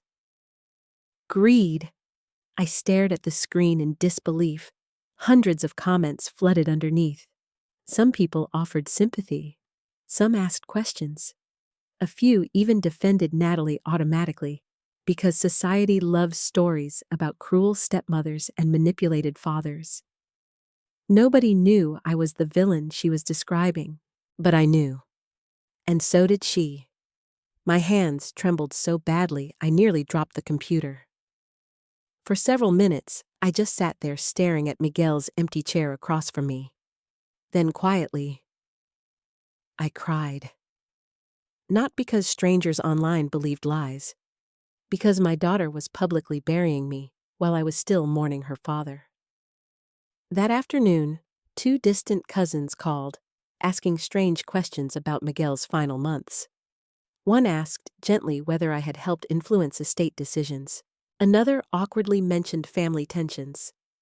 Natalie wasn't grieving. She was campaigning. By evening, the humiliation felt unbearable. I shut off my phone and sat alone in the living room, surrounded by sympathy flowers that were beginning to wilt. The irony almost made me laugh. Even the flowers were dying. Then came the knock at the front door. Mrs. Evelyn Brooks stood there holding a peach pie wrapped in foil. The second she saw my face, she frowned deeply. "Oh, honey." That sentence nearly broke me again. She stepped inside without waiting to be invited, because elderly women who have survived enough life stop asking permission for compassion. "I saw those posts," she said firmly. I looked down immediately. "She's angry." "No," Mrs. Brooks corrected sharply. "She's cruel." Hearing the word spoken out loud still hurt every time. Mrs. Brooks sat beside me slowly. I was there at the funeral, Sage. I nodded weakly. I heard what she said. Tears filled my eyes instantly again. Mrs. Brooks took my hand. "Your husband spent 2 winters fixing my heater when I couldn't afford repairs. That man worshipped you. Don't let anybody rewrite his final months into something ugly." That sentence grounded me more than she probably realized. Because grief makes you vulnerable to doubt, especially when accusations come from your own child. Over the next week, things worsened. Natalie continued posting vague emotional statements online. She called relatives I hadn't spoken to in years. She told people Miguel became paranoid near the end, that I isolated him, that I exaggerated his illness to control finances. Every lie carried just enough emotional detail to sound believable. And because she never fully accused me directly, she maintained plausible innocence. It was manipulative, calculated, and horrifyingly effective. One afternoon, Rosa slammed her phone down onto my kitchen counter. "That's it," she snapped. "I'm done being quiet. What happened?" "She told people you manipulated Miguel because you were jealous of her relationship with him." I stared at her. Jealous, I almost laughed from disbelief. Miguel was my husband, the love of my life, the father of my child. And now our daughter was rewriting our entire family into a competition that never existed. That evening, Samuel Whitaker called. "Sage," he said carefully, "I think you should come into the office tomorrow." His tone told me this wasn't routine. The next morning, I sat across from him in the same conference room where Miguel's recording had shattered what remained of our family. Samuel slid several printed screenshots toward me. Natalie's social media posts, text messages forwarded by relatives, emails, statements, all documented. Samuel folded his hands calmly. "She's violating multiple trust conditions now." I stared down at the papers silently. "She's grieving badly?" I whispered weakly. Samuel gave me a long look. "Sage, grief does not usually organize defamation campaigns." The truth of that settled heavily inside me. He continued carefully. "She has now publicly implied financial exploitation, questioned Miguel's mental competence, and suggested fraudulent estate manipulation." I closed my eyes briefly. "This is my daughter." "I know." Samuel's voice softened slightly. Miguel anticipated this possibility. Of course he did, because he had seen her clearly long before I could. Samuel opened another folder. "There's something else." Inside were written statements from witnesses at the funeral. Mrs. Brooks, Rosa, 2 former employees from Miguel's company, all confirming Natalie publicly mocked me during the service. I felt sick reading the words typed neatly on legal paper. She's really enjoying the widow performance. Documented, preserved, real. Samuel looked at me carefully. "You now have full legal grounds to activate the forfeiture clause." My heart immediately began pounding. The clause, the final line, the irreversible decision. If activated, Natalie would lose access to nearly all remaining trust assets. The money would transfer permanently into Miguel's charitable foundations. I stared at the paperwork for a very long time. "I don't know if I can do that." Samuel nodded slowly, like he expected the answer. "You still love her. She's my child. And Miguel was your husband." The room fell silent. Samuel leaned forward slightly. "Sage, your husband spent his final months terrified that Natalie would emotionally destroy you after his death." Tears burned behind my eyes again. "He didn't want revenge," Samuel continued softly. "He wanted boundaries." Boundaries. I thought about that word all night. Boundaries. Not punishment, not hatred, protection. But every time I imagined activating the clause, I saw Natalie at 5 years old sitting on Miguel's shoulders, laughing during the county fair. I saw her graduation, her wedding day, the tiny baby girl who used to crawl into our bed during thunderstorms. How do mothers separate memory from reality? How do we accept that the child we loved may no longer exist in the form we remember? Late that night, unable to sleep, I reopened Miguel's envelope again. Most of the contents I had already read. But tucked deep inside the folder, I found something I hadn't noticed before.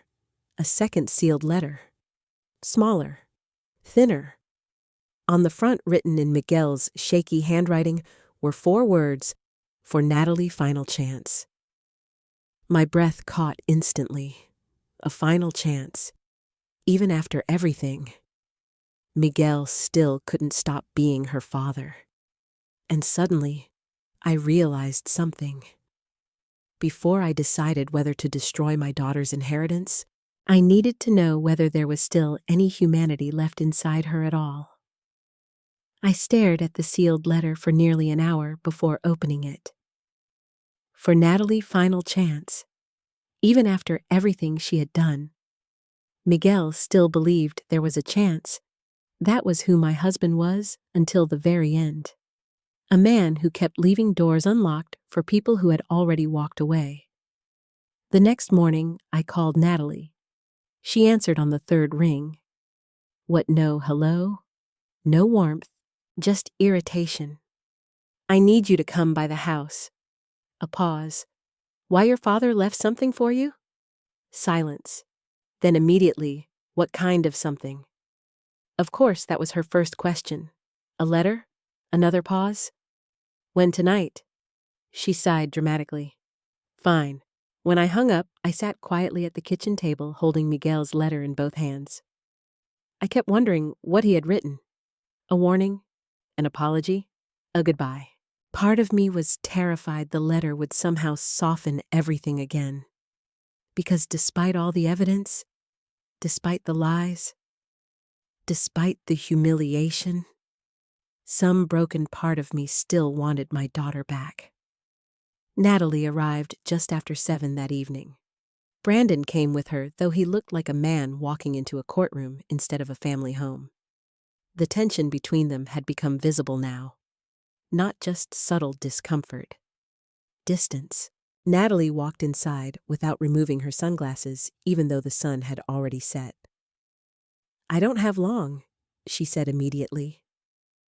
I looked at her carefully. She looked tired, not emotionally tired, cornered. Financial panic had begun replacing confidence. Brandon lingered near the doorway quietly. I gestured toward the kitchen. Sit down. Natalie crossed her arms. What's this about? I reached into the drawer where I had hidden the letter and placed it gently on the table.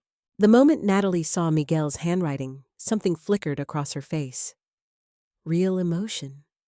Finally. She picked up the envelope slowly. What is this? The last thing your father wanted you to hear. For the first time in weeks, Natalie looked uncertain. Not angry, not defensive, afraid. Her fingers hesitated before opening the envelope. Then slowly she unfolded the letter. The kitchen became completely silent except for the faint hum of the refrigerator. I watched Natalie's eyes move across the page. At first, her expression remained guarded.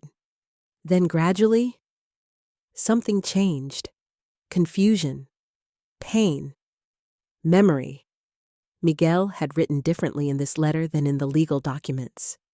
Not like a man protecting assets. Like a father mourning a daughter who is still alive. My beautiful Natalie, if you are reading this, then things between you and your mother have become worse than I hoped they would. The second Natalie read those words, her breathing changed slightly. I stayed silent. Miguel's letter continued. Before anything else, I need you to know something clearly. I loved you from the first second I saw you. Nothing that has happened changes that. Natalie swallowed hard. I saw Brandon glance toward her quietly. Miguel went on describing memories only the three of us would understand. Teaching her to ride a bicycle near the old elementary school. Holding her after nightmares. Driving 12 hours to surprise her at college after she called home crying her freshman year. The Christmas, she made him a clay coffee mug that cracked in the oven, but he kept anyway. By the middle of the second page, Natalie's eyes had begun watering. And suddenly, for one dangerous moment, I saw my little girl again. Not the woman obsessed with inheritance, not the stranger laughing at funerals. Just my daughter. Then came the part of the letter that changed everything. Somewhere along the way, you began believing love was measured by what people gave you materially. That belief is destroying you. Natalie's jaw tightened slightly. Miguel continued, You are not a bad person, Natalie, but you are becoming a deeply unhappy one. And unhappy people often confuse control with safety. I saw Natalie blink rapidly. For the first time, shame seemed to reach her. Miguel wrote, Your mother spent her entire life protecting this family, including protecting you from consequences you should have faced long ago. I failed her by allowing that pattern to continue. Tears slid silently down Natalie's cheeks now. Brandon looked stunned. I realized he had probably never seen vulnerability from her either. Then came the final section. And I think even now, it's one of the saddest things I've ever read. I am giving you one final chance. Not to reclaim money, to reclaim yourself. If there is still kindness inside, you prove it now.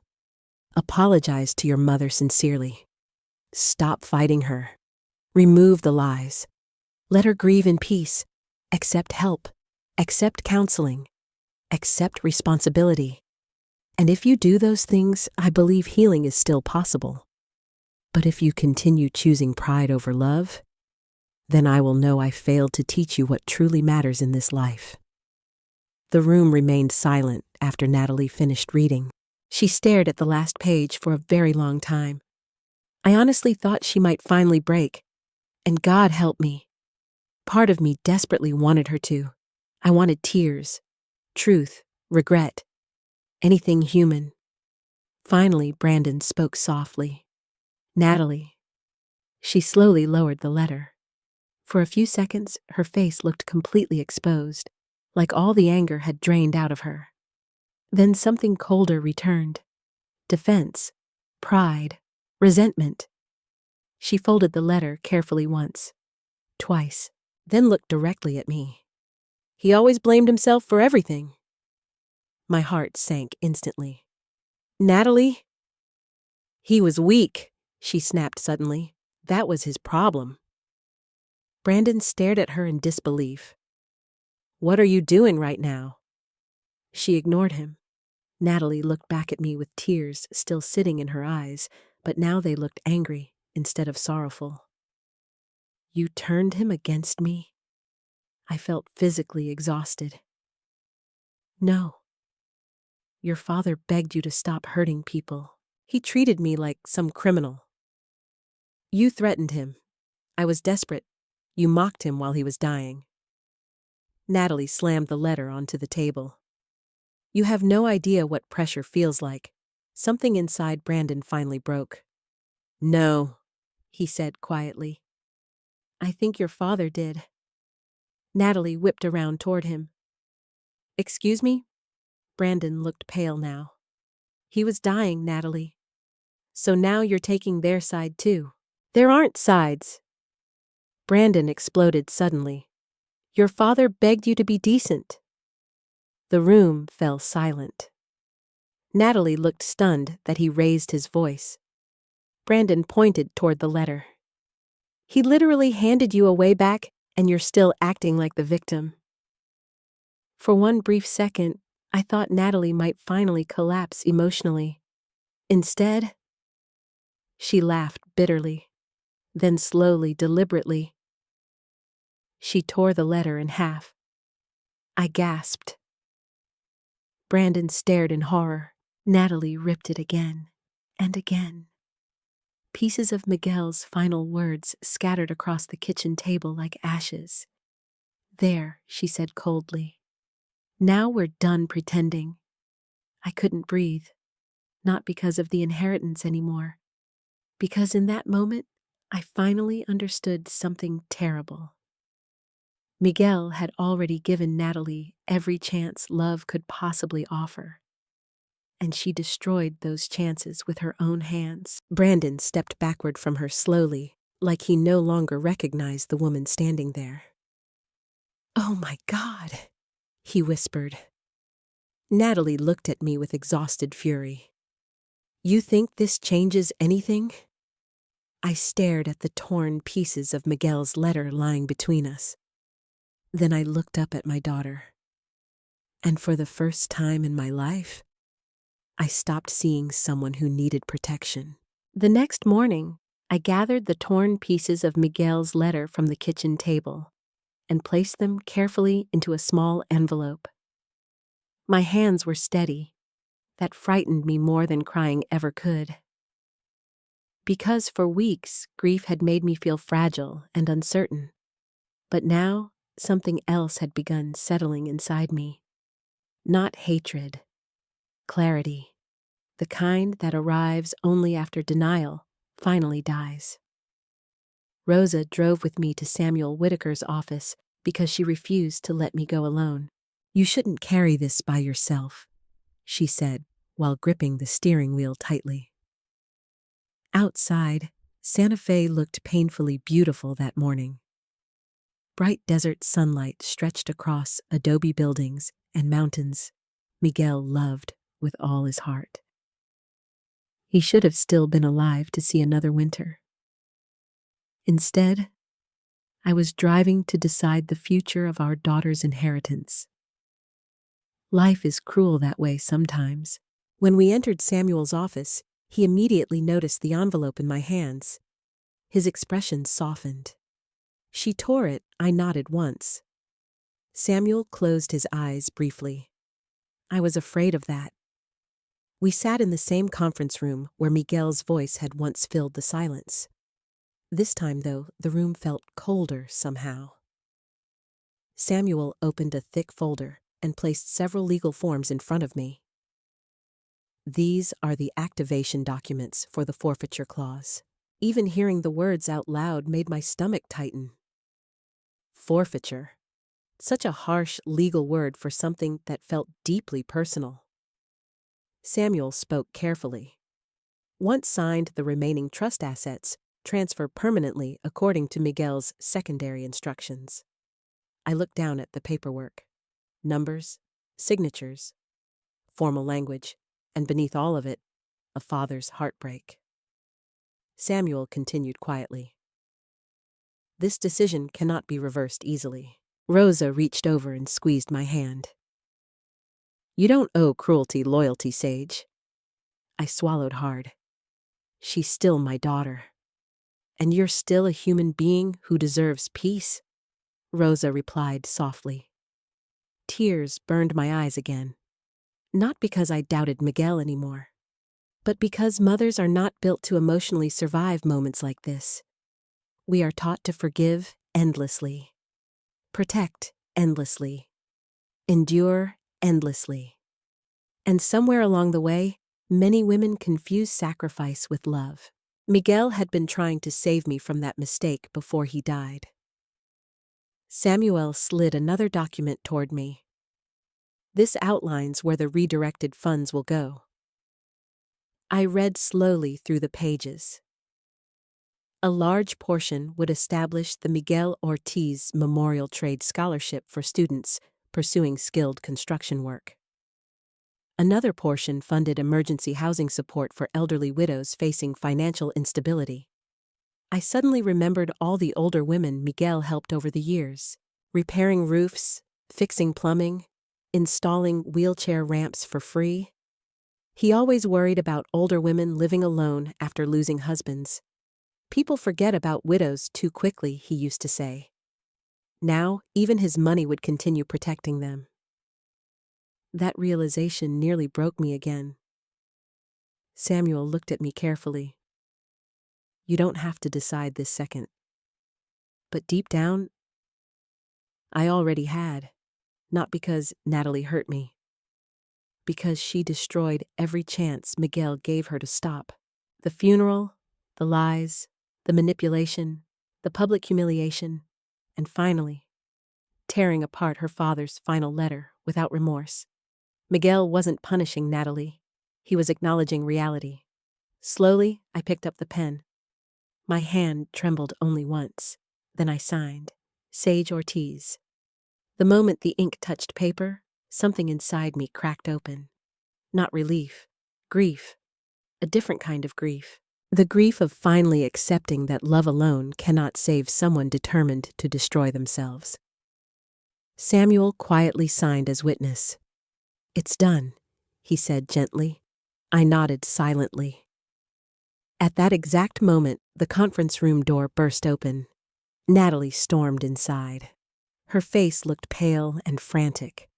Behind her, Brandon followed, looking exhausted. You can't do this, Natalie shouted immediately. Samuel stood calmly. You were informed this meeting was occurring. Natalie ignored him completely and stared directly at me. You're seriously taking everything away from me? Everything! That word echoed strangely, because she still didn't understand. She had never lost everything. Miguel had. His health, his peace, his belief in his own daughter. I looked at her quietly. Your father gave you chance after chance. You manipulated him. No, I answered softly. You exhausted him. Natalie laughed bitterly. Oh my God, listen to yourself. Her eyes moved to the signed documents on the table. Then panic flooded her face completely. You already signed, nobody answered? Natalie's breathing became uneven. You can't leave me with nothing, Samuel corrected calmly. You are not left with nothing? The initial trust distribution remains active. $100,000 is nothing. Rosa actually flinched at the sentence. Nothing. $100,000 was nothing to her. I suddenly remembered all the years Miguel worked through pain to provide stability for our family. All the sacrifices, all the overtime. And somehow his daughter believed generosity was an insult because it wasn't infinite. Brandon finally spoke quietly. Natalie. Stop. She whipped toward him. No, you don't understand. I understand more now than I ever wanted to. His voice sounded hollow. Natalie looked back at me desperately now. You're ruining my life. The sentence hit me strangely, because for the first time, I saw fear underneath her anger. Real fear, not fear of losing family, fear of losing lifestyle. I stood slowly. No, Natalie, I said quietly. Your choices are ruining your life. She shook her head violently. You're supposed to help me, I already did. For years. You're my mother. Yes, I whispered. And I loved you enough to keep rescuing you from consequences. Tears filled her eyes suddenly. For one brief second, I saw genuine emotion again. Then rage swallowed it. So that's it, she snapped. You care more about strangers than your own daughter. I looked down at the scholarship documents. No, I answered softly. Your father cared about people who still understood gratitude. Natalie stared at me like she no longer recognized me. Maybe she didn't. Because for the first time in my life, I was refusing to collapse under guilt. Samuel cleared his throat gently. There is one additional matter. Natalie looked exhausted now. What Samuel slid another smaller document toward her. Despite activating the forfeiture clause, Sage requested a supplemental discretionary release. Natalie frowned. What does that mean? I answered quietly. It means you'll still receive enough to pay rent for several months and seek counseling if you choose to. She stared at me in disbelief. Why the question hurt more than she realized, because she genuinely couldn't understand mercy that wasn't transactional. I took a slow breath. Because I refused to let bitterness turn me into someone cruel. The room went silent. Natalie looked down at the papers with shaking hands. For the first time since Miguel died, she looked small, not powerful, not superior, just lost. Brandon stepped beside her quietly. Then he said something neither of us expected. I think I need some space. Natalie looked up sharply. What? He swallowed hard. I don't know how to keep defending this anymore. Her face crumpled slightly. You're leaving too. I'm trying to figure out who you became. That sentence shattered whatever remained of the room's emotional balance. Natalie finally broke down crying.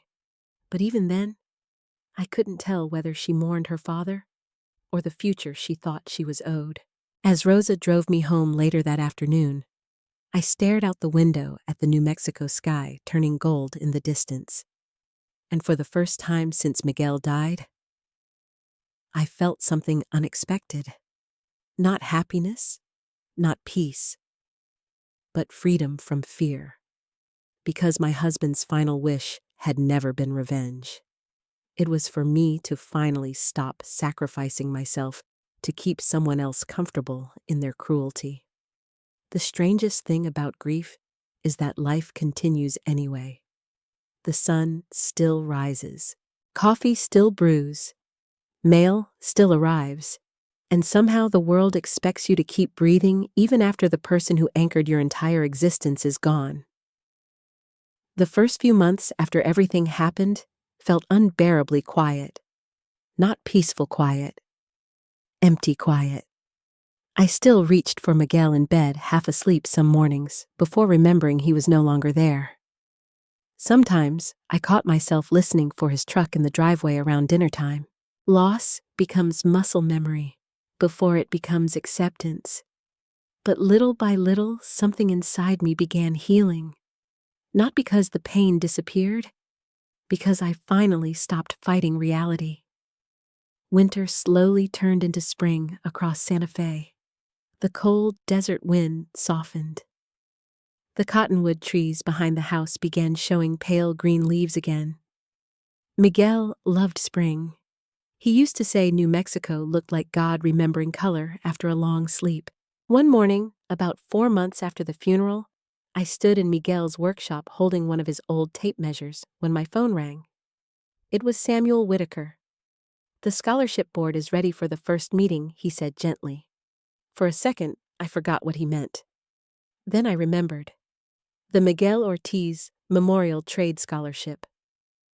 Miguel's name was going to help young people build futures instead of funding Natalie's debt. And strangely, that felt right.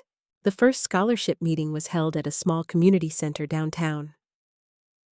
I almost didn't go because the idea of hearing Miguel's name publicly still hurt too much. But Rosa practically forced me into the car.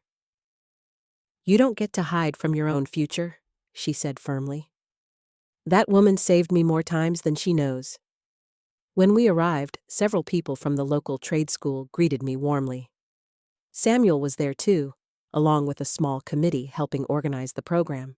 But the moment that truly broke me happened later. A young woman named Elena Martinez stood up during introductions. She was maybe 19 years old, nervous and soft-spoken with paint stains still on her jeans from work. "I just wanted to say thank you," she told me quietly. I frowned slightly. "For what?" She smiled nervously. "My dad was a contractor too. He died when I was 16. I've been working 2 jobs trying to afford certification classes." Her voice shook slightly. "This scholarship means I can finally finish school." I couldn't speak. Elena continued. "People usually assume construction isn't for women. But my father always said building things honestly matters." I suddenly had to look away because tears blurred my vision. That sounded exactly like Miguel. After the meeting, I sat alone in my car for several minutes, crying quietly. But for the first time in months, those tears didn't feel destructive. They felt cleansing. Miguel was gone, but his kindness wasn't, and somehow that mattered more than money ever could. Around that same time, the Widow Assistance Foundation began operating too. I started attending some of the support gatherings, mostly because Rosa insisted I stop isolating myself. At first, I hated the idea. I didn't want to sit in rooms talking about grief with strangers. But eventually, I went. And there, I met women whose stories shattered me. Women abandoned financially after husbands died. Women pressured by children to sell homes. Women treated like burdens once they became vulnerable. One woman named Diane cried while explaining how her sons fought over her husband's life insurance before the funeral flowers even wilted. Another admitted her daughter emptied joint accounts while she was still planning the burial. Listening to them changed me, because for months I believed my pain was uniquely shameful. But it wasn't. There are many women quietly surviving emotional cruelty from the very people society insists should love them most. That realization gave me strength, not bitterness. Strength.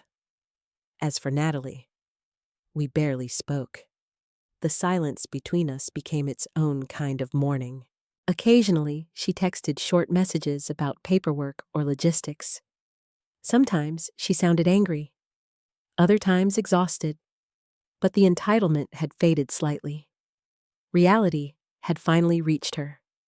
Brandon moved out about 6 weeks after the forfeiture meeting. I learned that through Samuel first, then later through Brandon himself.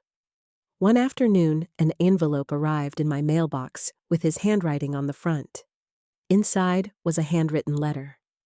Sage, I don't know if I have the right to write this, but I need to say thank you. Watching everything unfold forced me to confront truths I ignored for years. Your husband was a good man, and you deserved far more kindness than you received. I loved Natalie once, very deeply. Maybe part of me still does. But I can no longer pretend her behavior was normal or justified. You showed more mercy than most people would have.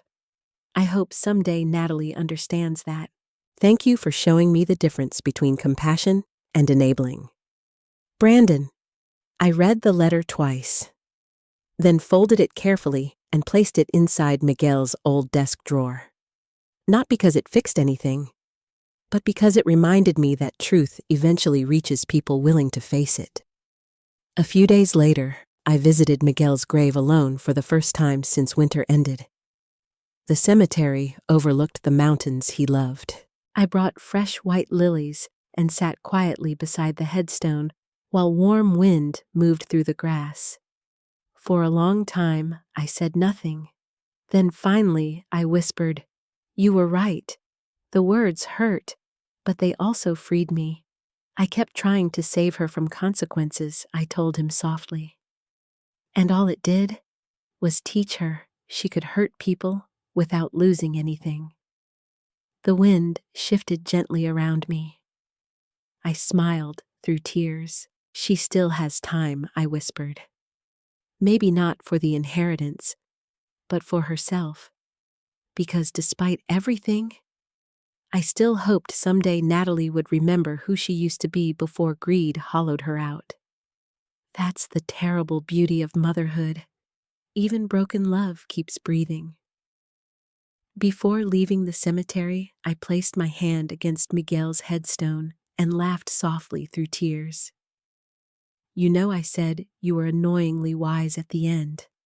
For the first time since his death, I felt him beside me not as absence, but as memory.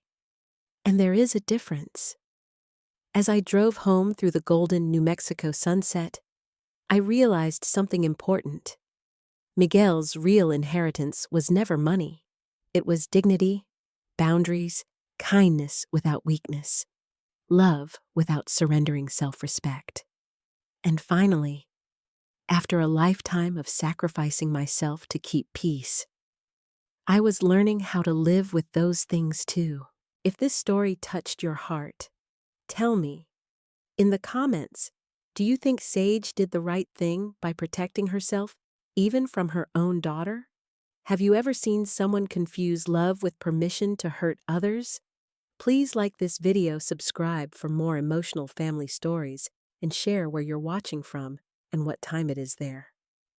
I read every comment, and your stories matter more than you know.